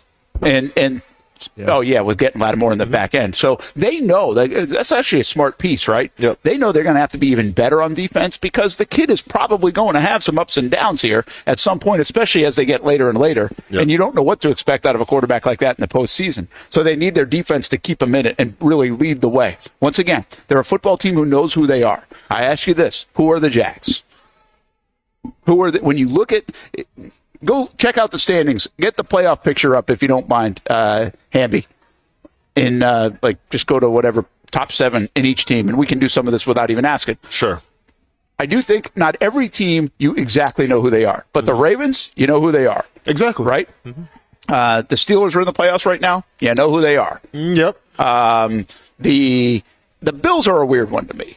I mean, where it feels like they are Josh Allen, but do we know what exactly? They don't jump off at me who they are because they don't have the names on offense, but they still. I mean, set aside from Josh Allen and Cook, obviously, but now they got Amari Cooper. Yeah, I mean, but I still think I think you know what they're trying to do. They're trying to run the football. Like that's you said that's the MO. And James Cook has been a big part of that. Kansas City. Now there are a lot of things. They're Andy Reid and Patrick Mahomes first, but then they're also a very good defense. and they've proven to be that. Like, so I think you're going to start with Reed and Mahomes, of course.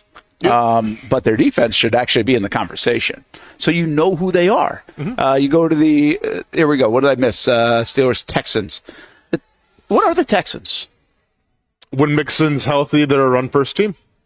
Yeah, and led by Stroud, though, right? Not defense. You still D'Amico Ryans is a defensive guy, but you still don't think of them and think defense. No, I mean you think of defense too because they do have quality players there. But I think of Joe Mixon, honestly, which is crazy to say. And this is more of Nico Collins, I think, being out because you still think of like that home run ball, but with Nico out now, it's more of the Joe Mixon show. I feel like you got the Chargers in there. They're a defensive, hard-nosed team with run the Harbaugh, football, right? Yeah. I mean, you don't even know Justin Herbert's playing football for them. Correct. Games won and lost in the trenches for the Chargers. Yeah, weird though, right? I mean, they've kind of, I don't know about neutralized, but they just haven't made him for the last 3-4 years. He's a name that everybody's talking about. Yeah. Why aren't the Chargers winning? Well, look at Herbert. Look at Herbert. Look at Herbert. Nobody's talking about Herbert. Well, and to be fair, and Hamby put the earmuffs on. Who's he really throwing to though?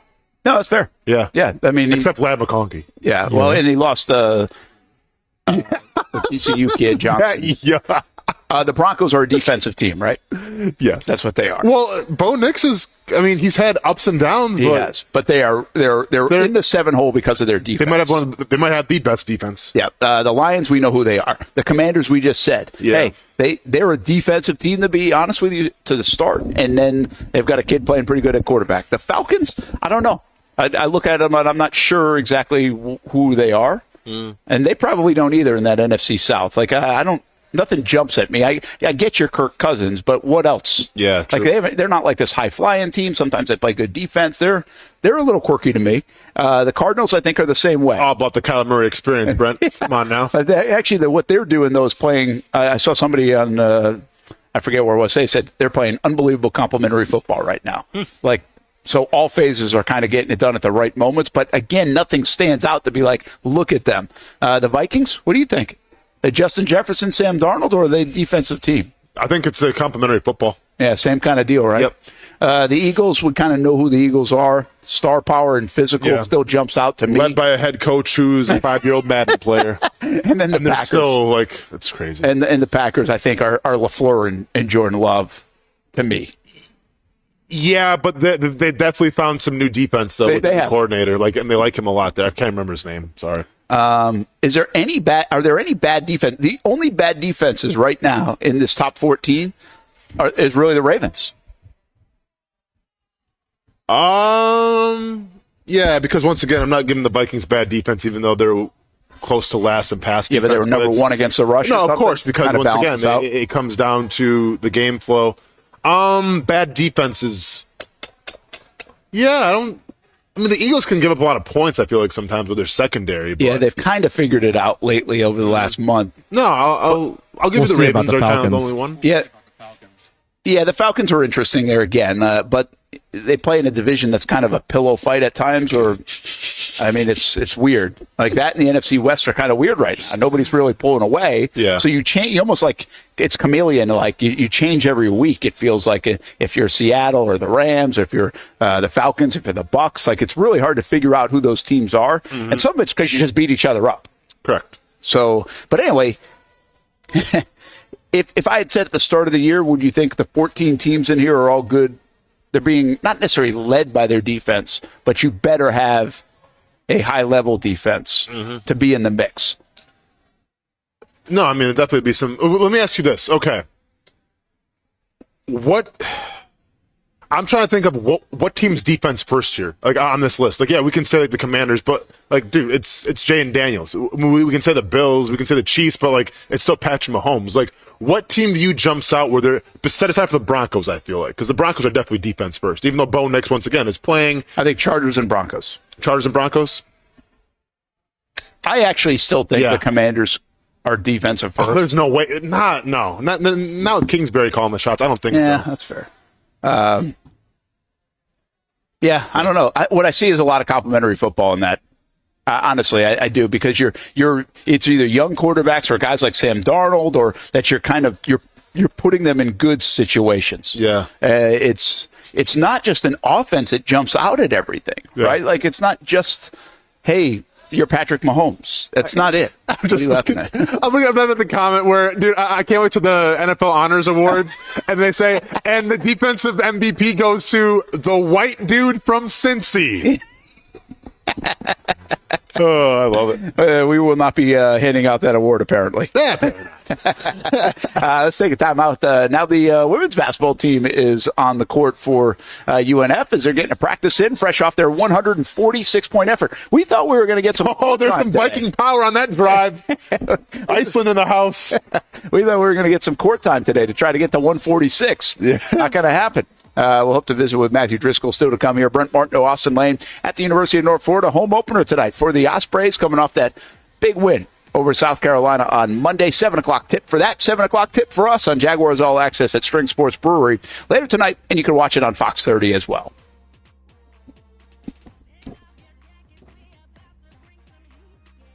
Nobody but Nimnicht. Our family has purchased 6 vehicles from Nimnicht Buick GMC. The #1 Buick GMC dealer in Jacksonville has lots of inventory to choose from with their best price guarantee. Who gives you top dollar for your trade? Nobody but Nimnicht. Save up to $10,000 off select new GMC Sierras or get rates as low as 1.9%. You know I'm a truck guy. GMC Sierra, my trim level is an SLT. This one's an Elevation. Pretty good looking color as well. So here at Nimnicht Buick GMC, you have a lot to pick from.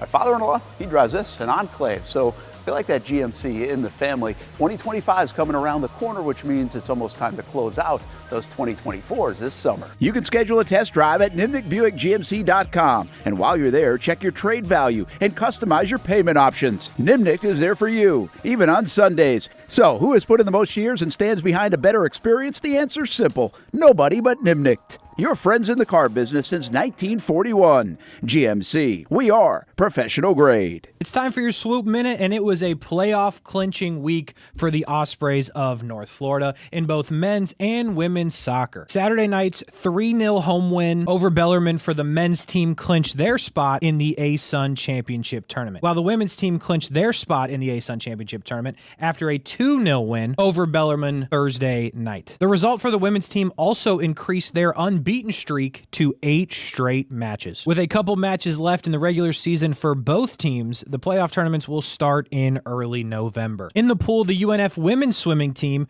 broke a school record in the 200-yard medley relay on Saturday. Katie Carlos, Victoria Torres, Kayla Daly, and Ashley Kephart posted a time of 1 minute, 44 seconds, and 4 milliseconds, beating the previous record by less than a second. And remember, you can find schedules, information, results, and more on UNFOspreys.com. I've been telling you about CGC Water Treatment and Plumbing for a long time now. Their drinking water systems remove up to 99% of contaminants. We've had a Connecticut water softener and drinking water system in our home for more than 7 years. You can see the difference whether you're washing clothes, the dishes, or what I like to do most, fill this up for some coffee every morning, and mostly all day. Remember, if you're not filtering your water, you are the filter. Don't be the filter. Right now, save $1,000 or more when you bundle a Connecticut Premier Softener with a Connecticut K5 drinking water system. The experts at CGC Water Treatment and Plumbing will test your water for free and determine your water score. Don't know your water score? CGC will find out and recommend the appropriate Connecticut water treatment solutions so you can improve it. Call 904-552-1242 or visit cgcwater.com. Ask about our 90-day love it or leave it guarantee. CGC Water Treatment and Plumbing, an authorized independent Connecticut dealer. Florida license number CFC 1432579. When it comes to trucks, I know exactly what I want. And at Bozard Ford, they make it easy to get exactly that. Let's go make this truck a little more my style. With Bozard Built, I can create my perfect truck right here. Lift kit? Check. Premium wheels? You bet. Advanced lighting package? Oh yeah. The Bozard team works their magic.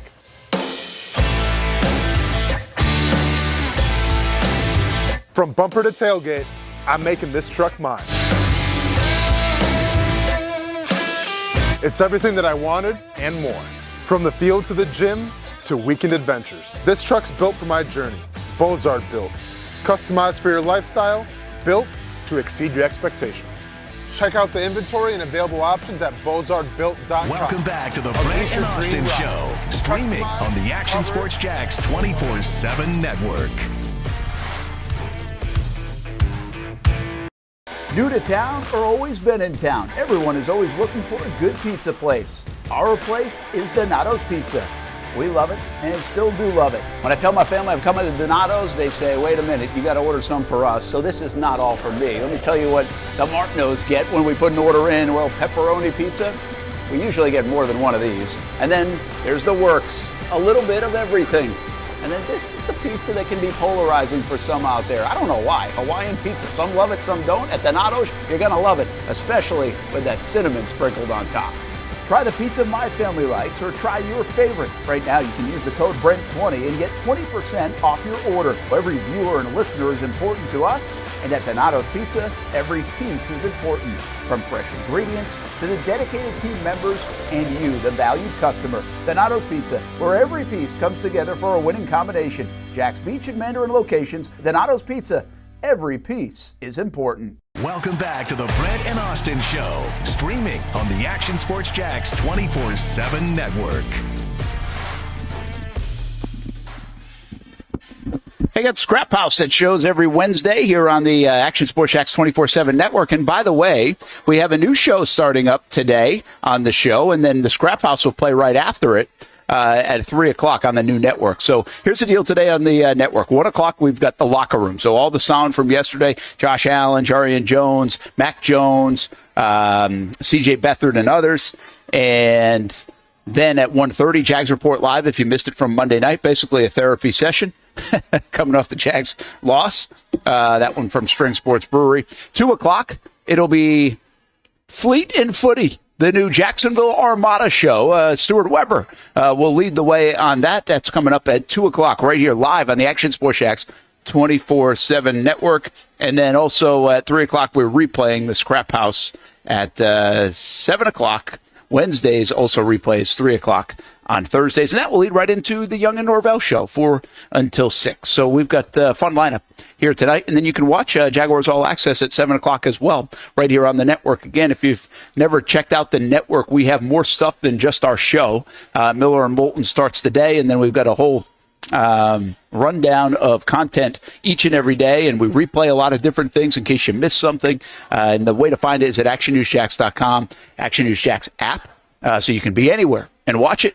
And also you can be right in front of your TV in your living room. Just go to Action News Jax now on your smart TV, download that app, and you got us right there on the Action Sports Jax 24/7 network. And kind of the fun thing is you can bounce back and forth, get your weather and get your news, and also check in with us as well. Brent Martineau Austen Lane here at the University of North Florida. Probably get I see Matthew Driscoll down there, so I think he'll join us in just a little bit. The women's basketball team getting a practice in before they play again on Saturday. They've got to feel pretty good about what they did yesterday, a big blowout win. Things are good right here in the University of North Florida campus. The men's and women's soccer programs have had a really nice season. Soccer came to a finish on Sunday night for the women in the NCAA tournament, but they really had a nice year. I'm sorry, in the ASUN tournament. Volleyball, we're just seeing wrapping up their season. And then you get the switch over to the winter sports with the basketball programs. And obviously, the men's basketball program is the pilot program here at the University of North Florida, and a lot of eyes on that one. Should be a nice crowd tonight, I would think, against Charleston Southern, especially coming off that South Carolina win. I mean, I think people are intrigued, like, okay, what is this team? Like, how good are they, right? And without a doubt. And you got to learn about them, too. Like, there are some players from last year, but there are newcomers. That's the nature of the business right now in college sports. But this team has a nice mix where Matthew Driscoll will tell us in a little bit. They'll play a bunch of these guys, played like 10 guys. So I've got to come over and get used to them for the basketball games that we're going to call. No, for sure. Yeah. On ESPN Plus in the next little bit. Hey, we never answered this question yesterday about the NFL. Kansas City Chiefs, can they go undefeated? Do you think they can? I mean, the odds would say no, they can't. And I have to break down the schedule to check it out to see who they all play. But it does make you a little nervous, though, the fact of, like, they're undefeated halfway through the season, and they haven't even played even close to their best brand of football yet. Yeah. So it's almost like it's a matter of time before they start finding their groove a little bit. But games against I feel like the Broncos every single year kind of give them a run for their money. They do. One game. I was actually thinking, if that game was in Denver, I would have picked Denver this week. Sure. So we got the Broncos coming up. You got to play at Buffalo, at Carolina, dub. Hosting the Raiders, dub. Hosting the Chargers, at the Browns, probably dub. then you got the Texans coming to Kansas City, the Steelers, the Broncos again. So, yeah, I mean, there's still some tough games, but, I mean, what team scares you the most? This either the Steelers or the Bills? Bills. Bills? Yeah. Yeah. At Buffalo, too, as well? Oh, yeah. That's probably the one. But they'll lose a game, and I don't think they're going undefeated. Mm-hmm. They lost to the Raiders on Christmas Day last year. You know what I mean? The Raiders weren't very good at the time. To that point, though, you're right. Like, Kansas City obviously has not played as good as we think they are or will. Mm-hmm. But which other team? Maybe take Kansas City out. It's an easy answer. Which team that is playing good football, that's maybe in the playoff mix, hasn't hit stride yet? Because I think you look at the Lions and you say, okay, wait a minute, now they've hit stride, right?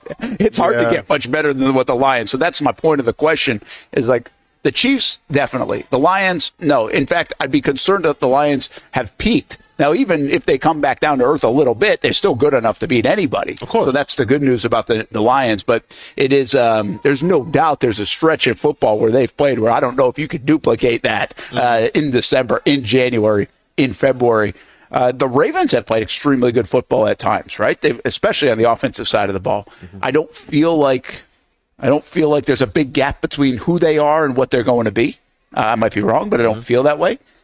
You take a look at some of those other playoff teams that we just showcased. Minnesota's probably outperformed. I don't know if they're getting much better than they are. I honestly don't think Philly has performed up to their full So that might be one. Yeah, I think Philly's one. That might be one where they kind of get everything together, including the coaching. Yeah, that's got something to do with it for sure. Right? Denver's overachieved. The Chargers, I think, are who they are.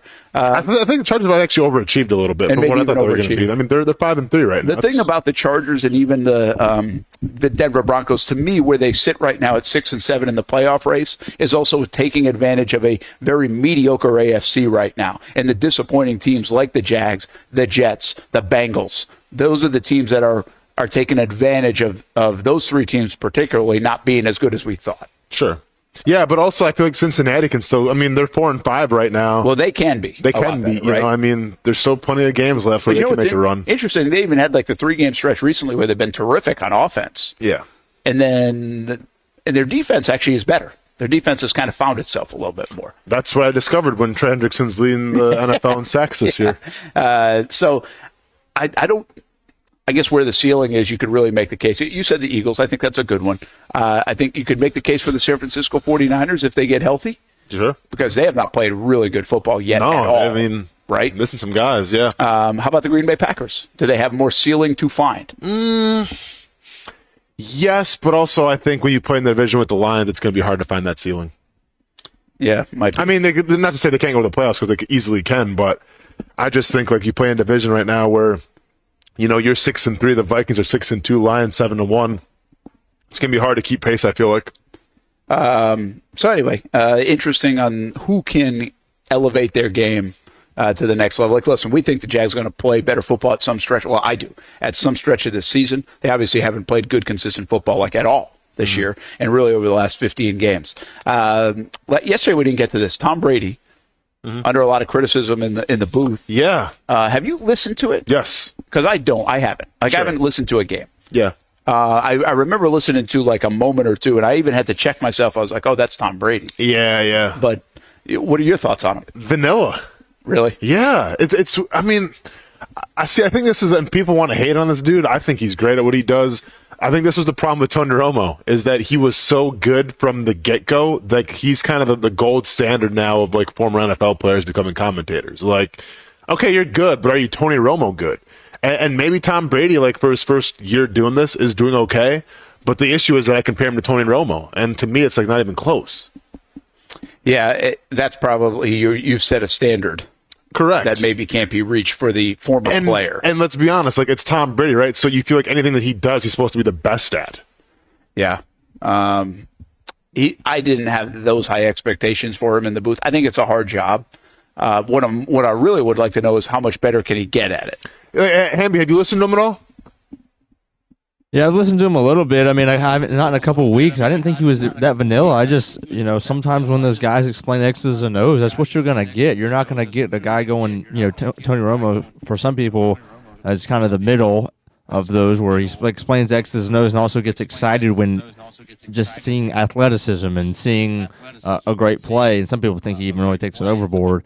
But with Tom Brady, it's just I think sometimes his standard is so high that it takes him. It takes a lot for him to get really excited. That's one of my theories. I don't know.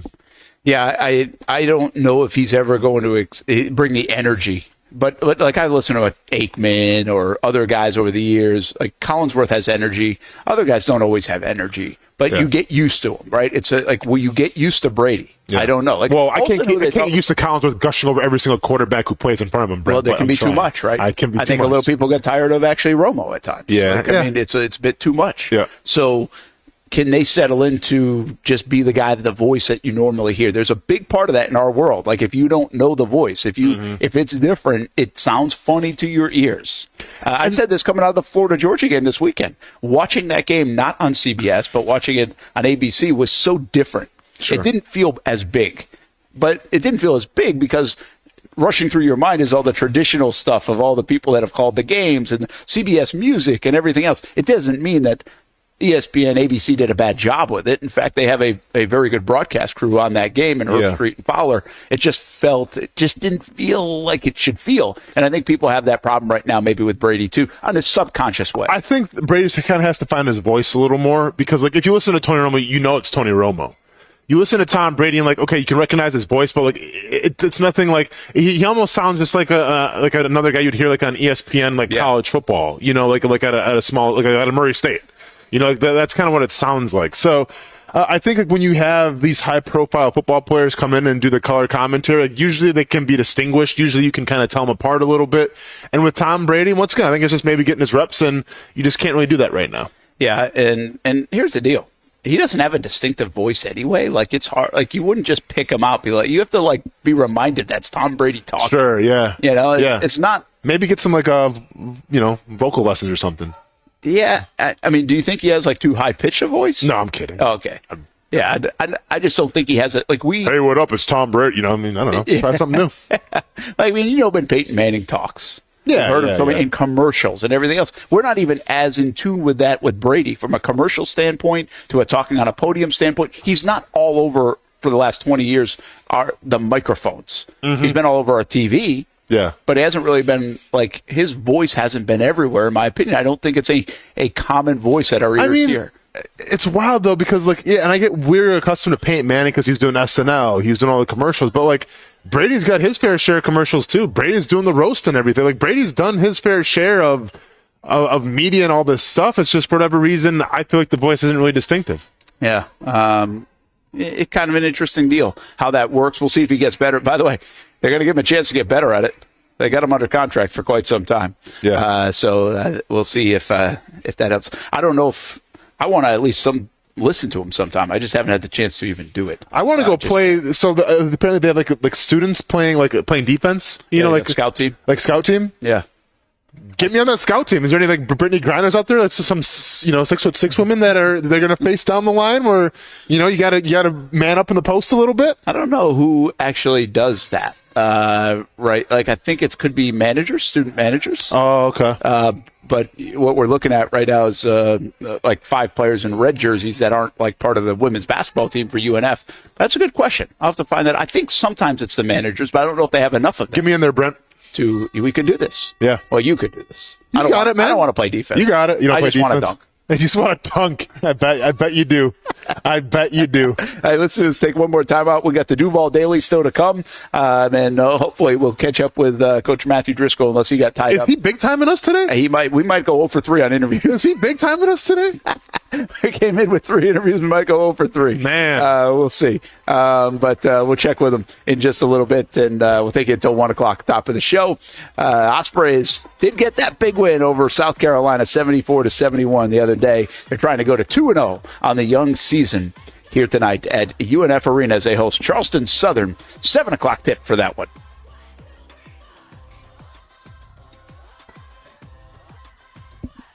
It's a new logo, new branding with Bold City Heating and Air. It's an old school approach. One of the few locally owned and operated air conditioning businesses left in Jacksonville. It's hot, Florida in the summer. You can't do much to avoid it, but you can keep cool with Bolt City Heating and Air. I went from thinking we're going to have counts about a service. An hour of interviews pulled up to to my thinking we home met over the like last couple maybe of 5 years, minutes of them. when they pull into your driveway as well. From communication to pricing to the actual service, everyone at Bolt City Heating and Air cares about you. You know who's coming to your house. You know they will be well trained and they will respect your home. Air conditioning convenience at BoltCityAC.com. Stay cool while it gets hot. Bolt City Heating and Air can help. Don't get caught sweating all summer. BoltCityAC.com. And they have financing to help. New systems starting at $110 a month and $50 off any repairs.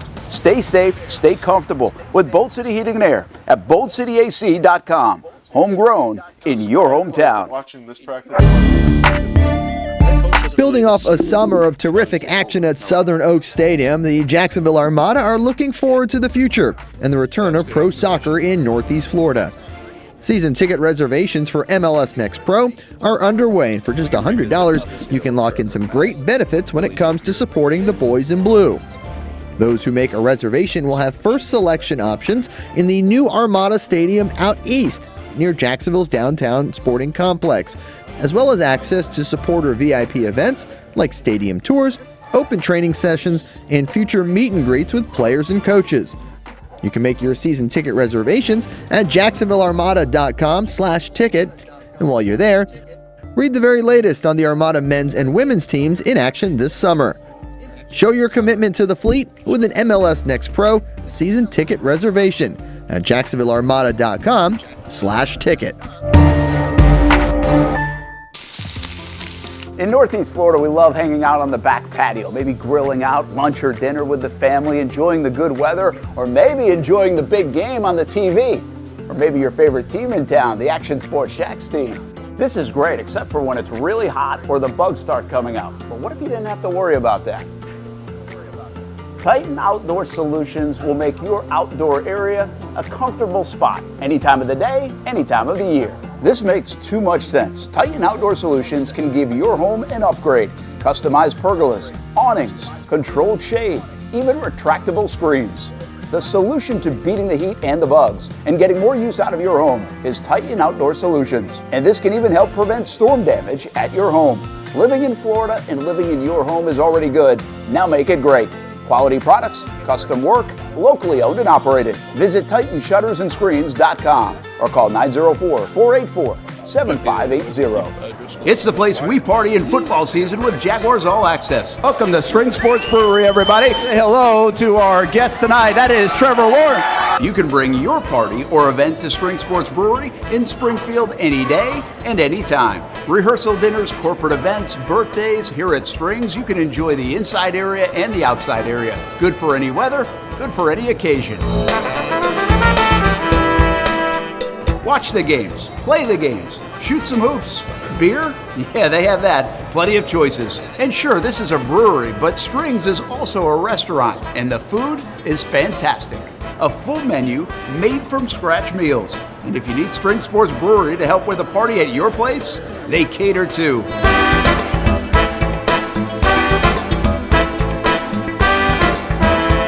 Family, beer, food, sports. Spring Sports Brewery in Springfield. Welcome to Everbank Stadium. We call the stadium the bank. Here inside the Jaguars locker room, this is called the Vault.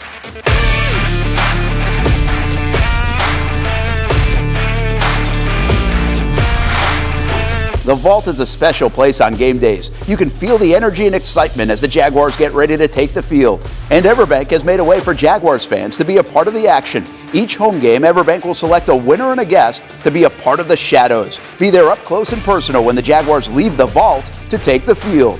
Not only that, the Vault Lounge provides a VIP pregame tailgate experience. High-end food, beverages, music, and more. Want a chance to be part of a VIP experience at a Jaguars game? Enter today at everbank.com/shadows, and you could find yourself in the shadows with the Jaguars. Welcome back to the Brent and Austen Show, streaming on the the Action Sports Jax 24/7 network. A look at the UNF women's basketball team practicing this just from moments ago, and they're still down there on the court. We are right here up in the suite level. It's been a busy court. We usually will kind of have the court in the background, but we didn't want to do that today with volleyball practice going on, basketball practice going on, shoot around for UNF. So we don't want to give away any secrets. So this is what we're actually looking at here on the show today, and you're getting a glimpse of it right now. Women, again, coming off a big win after a big loss to Florida State. They're 1-1 on the season. They'll play again Saturday, and we will see what else happens around here. Oh, I'm actually digesting something as I'm talking. Sorry about that. UNF men's play tonight. What do you mean their mics are live? Well, our mics were live the whole time? Hopefully not. But I don't think I swore. I don't think I swore either. Did we say anything bad? Daniel Kilkenny, should we delete the YouTube? Make sure you let us know if we should delete it. Hopefully we didn't say anything bad. A couple things that we probably were talking about in the break that we wanted to get to. We do have the Duval Daily. So is Hamby ready for the Duval Daily? I'm sure this is going to go swimmingly. Well, you thought about not doing it today because we're on the road. Yep. I put my time and effort into it, so it's got to make right on it. What the heck, man? Let's go for it. You got to live and learn. You got to give it a go and see what happens. Okay. And Hamby's fine with it. Hamby's on like a half-second delay, so the buttons, you just call for it. Maybe that's the point. I don't call for it, though, man. There we go. All right, let's get this thing underway here. UNF took on Trinity Baptist and beat them 146-53. Jeez! Yesterday, and the game had a raucous student section as the kids took the Jamar Chase route and said, school and study? Nah, let's go to the game and cheer on some Ospreys. Brent, just when you thought Halloween was done, we are going to have a lot of students hitting up the dentist because it was Candyland in the arena as the Ospreys were stuck in the land of good and plenties. The Ospreys hit 19 three-pointers. Hit it, Hamby. Nothing can stop me. I'm all the way up. Jasmine Spencer had 24 points. Hit it again.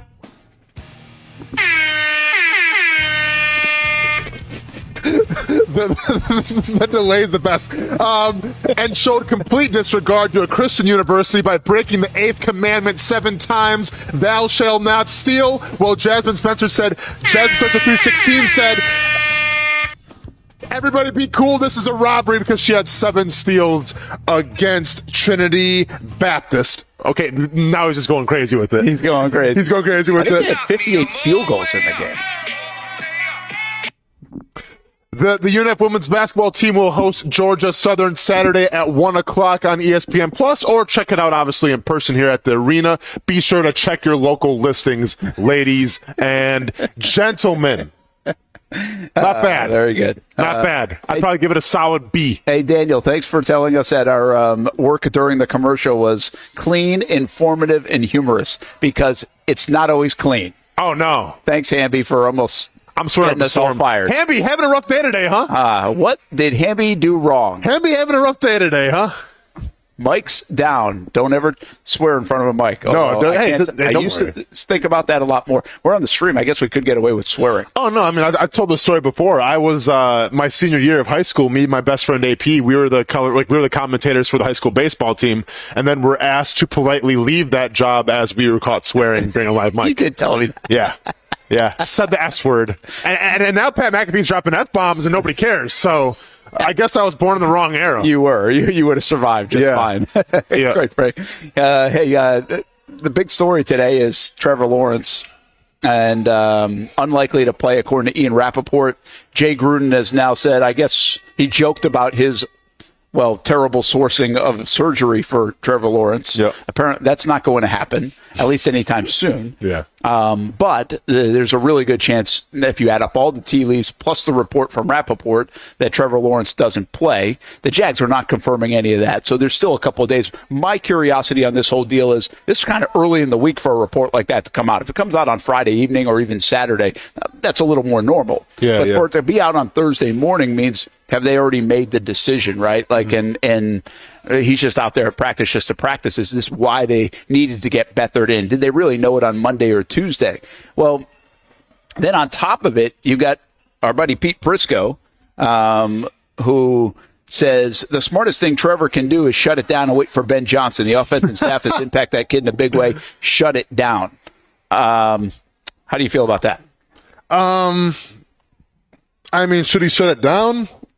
Depending if he needs surgery or not, well, then maybe, right? Because you don't want to run the risk of like further re-injuring it, especially if it looks like, it does appear like the Jaguars' playoff hopes are dashed, even though whatever, it's like a 3-4% chance of still going. I'd want to see him play, Brent. Like, I'd want to see him compete if he can compete. If it's going to be an issue going forward with the surgery, then yeah, get off the field and get surgery and heal up for next season. And also, are we that confident that Ben Johnson is going to be coming to Jacksonville? Because I'm sure Dallas would need a head coach too. And with all due respect to the Jacksonville Jaguars, if I'm looking at a new destination, the Cowboys maybe would offer more money, and it could be more of a lucrative destination to go coach. Yeah, listen, he's going to have – Ben Johnson, I think, is an – you cannot say signed, sealed, and delivered Ben Johnson's going to come to Jacksonville, all right? There are a lot of things with the Jacksonville job. There's a lot of things with Ben Johnson. He turned it down. He likes calling plays. Mm-hmm. He likes being in that organization. It's got to be the right fit. Is Jacksonville the right fit for a coach who's a hot candidate? Yeah. I mean, in 25 and 26 and 27, this thing could be really wonky because of the construction of the stadium and everything else. So there's a lot to digest if you're coming in to get this job. Now, I think this is a little bit Pete. I love Pete, but I just don't think Pete is right here. All right. I don't think they should have scored as fast on Sunday, I just said. Mm-hmm. Pete thinks they should score right away if you're down a touchdown. I don't agree with him. Yeah. And I also don't think they should shut down Trevor Lawrence. Yeah. And he should shut down Trevor. He's got to play. He's got to play if he's healthy to play and be ready to go. But interesting comment from Pete Prisco. Hey, Coach, we're going to try this. You try this? Oh, man, we're okay. Oh, yeah. Listen. I was ready to pass the people you want to try something with is probably not me. That's what I'm saying, man. I was ready to pass the headset. The other day. I was ready to pass the headset and everything, but here we are. Test 1, 2. Yeah. I mean, you sound great to me. Hey, sounds good to me. Hamby, you tell me if it's working or not. Tell him to make sure it's close to his. Thumbs up. I don't know. I can't hear him. Yeah. Yeah. Hamby, we don't have headphones on this guy, man. I'm gonna go like So, anyways, I think when you talk about scoring like that, and you talk about the pros and cons about putting points on the board and what that looks like, I think if you're in an area or you're and you have the ability to do it easily, yes, kicking it. Mm-hmm. But in order to do it where you have to go some distance and you have to make some plays, if something goes awry, now you're really going to be ticked off as opposed to taking time off the clock and trying to play on that double-edged sword. So I think I agree with you guys on that one. And I love Pete. When I first got here 16 years ago, he was great. He had me in the studio several times. And but I would agree with you guys on that one. Yeah, tell him I said that. We got a couple of questions about. We're watching women's practice and your shoot around, and Austin's like, "Do the head coaches not run things and coach?" So Pete Strickland, another Pete, when I got the job, Pittsburgh guy, he said to me, "Hey, Tris, let me give you one piece of advice. When I got the job at Coastal Carolina, third day on the job, at third practice, my assistant every single day kept on chirping with me. And so the third day, I turned to him and I says, listen, I don't know who the F you think you are, but understand something. I'm the effing head coach." Yeah. And he says, you got all these whatevers. And the kid was a young kid. He's like, Coach, listen, like, you're in every single practice. So all I do is stand on the sideline. So while I'm standing there, all I do is watch. So these are my observations. Mm-hmm. If you came and stood on the sidelines and let me be involved in the practice, then you could probably have the same kind of observation. He said he never went back. Interesting. So Bobby runs all the practices. We rotate the staff, who coaches the teams. Wow. And then all I get to do is coach. There you go. So and I did the same thing for Coach Shyatt when I was at Clemson in Wyoming. And Coach Drew ran the practices at Baylor. So you always got to, everybody's different.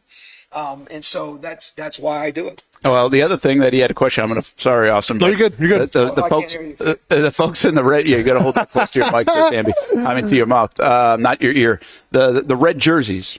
The scout team, are those all student managers, or did you just pick them out of psychology class? Well, some of them may be psychologists, which is probably good for us as coaches. So women's basketball, they're allowed to have a men's team. Basically a bunch of managers or like a couple of our managers are actually on the women's scout team. Interesting. So they get to play against It's always been, even when I was at Baylor, Kim Mulkey won in championships, she used to do it. We used the red penny, so in our practices when you saw it, it's not like a Trevor Lawrence, don't hit him. Our red ones, we use those for, we don't have a lot of non-shooters, but we have to practice against a non-shooter. So we put a red jersey on those guys. We call them rondos because Ray wasn't a great shooter. We call them rondos, so red jersey, rondo. And so we guard them, but we tell them to play like themselves. So you're a great shooter, Liam. Nate, just shoot the ball. But we're going to guard you like you're a non-shooter. It just helps you when you get to those games. Like South Carolina, both their forwards started were both rondos. So we have rondos and curves. That's it. We used to have 3, and 3 became too much. And like this, 16 years ago, I used to put curves on the board for scouting reports. These are the shooters. And in the last 3 years, maybe 4, now we put rondos. Because Interesting. There's less non-shooters than there is shooters. That's wild. Yeah. So it's just, you just try to obviously do the best you can to make these guys have the best opportunity. Coach, when you talk about how practices ran, like in the NFL, regardless of how the game goes, usually you kind of have the same thing. You start with individual, then you go to more like a 7-on-7, then a team look. Is that what you try to preach as well, or do you kind of change it up based on how you guys play? And also, is there, I noticed your practice, are you trying to get a certain amount of shots in per practice as well? So all of the above. Okay. Wasn't that a great movie? Was that Richard Pryor, right? Yeah. Don't look at me. When the train came across the baseball Yes, I got you. Anyways, look that one up. I mean, you and Steph got plenty of time. We do now have a lot of problems. Yeah, look that one up. That's more of a COVID movie. But so Monday, Wednesdays, and Saturdays we hit. Okay. So Tuesdays is the install, like you guys do, cleanup day, and then Thursday off, and then Friday, same thing, maybe some newness, and then you hit. So on hitting days, we like to be crisp and go. On non-hitting days, we like to do more individual development, more skill development. We start whole, part whole. So we start whole, the transition part and all those kind of things, and then we go part, and then we come back whole. And so that's an elementary teacher in part of me when I was a 5th grade teacher.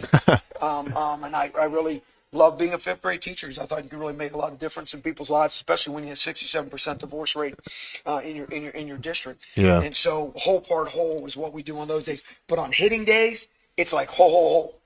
And I said this the other day, and I want to tell you this because of respect. I haven't told anyone else this, but the fact that the staff, I don't want to say forced me, but encouraged me after some really good thinking when I went to Europe about what this is going to look like without having Costa Rica to go to. We changed, and I'm OCD. I am want it this way. This is the way it's got to be. I mean, it's who I am. But I listened and I changed, and we hit more and we hit longer than we've ever done before in my 16 years. And it's paying great dividends, not just because of the other night. That's not my point. Yeah. My point is you can see it in the guys, and the guys that were here were telling me, Coach, this is, because I asked the guys, because I'll ask them because I respect them. Yeah. What do you think this should have been a little bit different? What do you think we should do? Should I go? And they're like, Coach, this was really good that we did this. Because they new guys, so I know you got to go. No, I got one more for you though. You got you got momentum.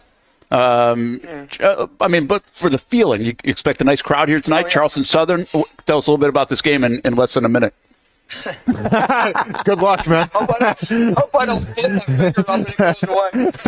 Obviously, I think no matter of the outcome Monday night, I thought the energy and the effort and the efficiency, those 3 E's are huge in our schematic and in our scheme, what we do, especially defensively, to rebound the ball the way we did. That's a huge thing for us and really paid dividends, and the guys felt the same way. Charleston Southern, one of the teams in our non-conference that actually has a ton of people back. And they added some really nice shooting pieces, which I love. In the transfer portal, they went 11 for 25 against Clemson, which is really, really good from 3.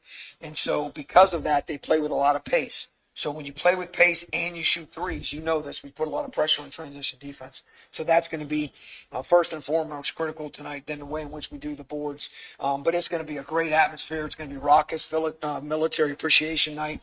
We get to show gratitude for those that served and those who are serving, including some of our own people that on our staff that have, Bobby's son. Yes. And so, it's really exciting for us. So it's going to be 7 o'clock tip-off and super, super keep up. All right, come on out. UNF Arena, place to be. Good luck. Thanks, brother. Appreciate you. It worked, man. We think. Always find a way, Coach. We always find a way. We'll go back and listen and figure it out. Hey, that's good.